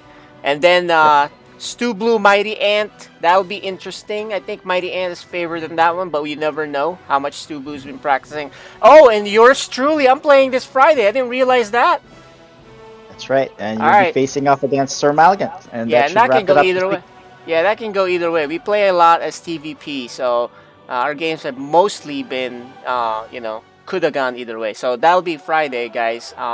We'll see you guys. And look, ET Phone Home. Thanks for casting with us as usual. Yeah, always a pleasure. And it was nice to see everyone in action. I'm really excited to see all the players, especially when you get new ones and all the storylines beginning to form this year, this season, right? Season 5 is really exciting. And one more thing I'd like to note is we have received tremendous amount of inquiries for support, wanting to support this FSL league. So we are working on something for that, Patreon. We didn't want to just take some of their support donations. We want to give that back to the players with in some sort of prize pool increase and or some giveaways to the Patreon people with some Storm gear, coaching, all kinds of stuff. So we're working on that. Cyan is working on that. So we'll keep you guys updated on that. And yeah, that's pretty much it. Any final comments from either of you, ET? Well, I just look forward to the rest of the games throughout this series. All right, and Ghost Champ, man, it was a pleasure seeing you again, and see you on the next one. It is always a pleasure to be here. So all right, I'm gonna enjoy this right up until the end. There you go. And Seth, any final words? You're the commissioner. Close us off here. Exciting games tonight, and these are the things that we'd like to see in our FSL games: there's preparation and sniping your opponent, because this is not like a blind ladder game. You know your opponent, you can study them, and you can prepare some some snipe builds for them. So it's exciting to see that. That's right. All right, guys, that'll do it. We'll see you this Friday. That'll be our next thing. So 7 p.m. same time. Well, same time, but different day, of course. Duh. Later, guys. Have a good day. See ya. Jeez.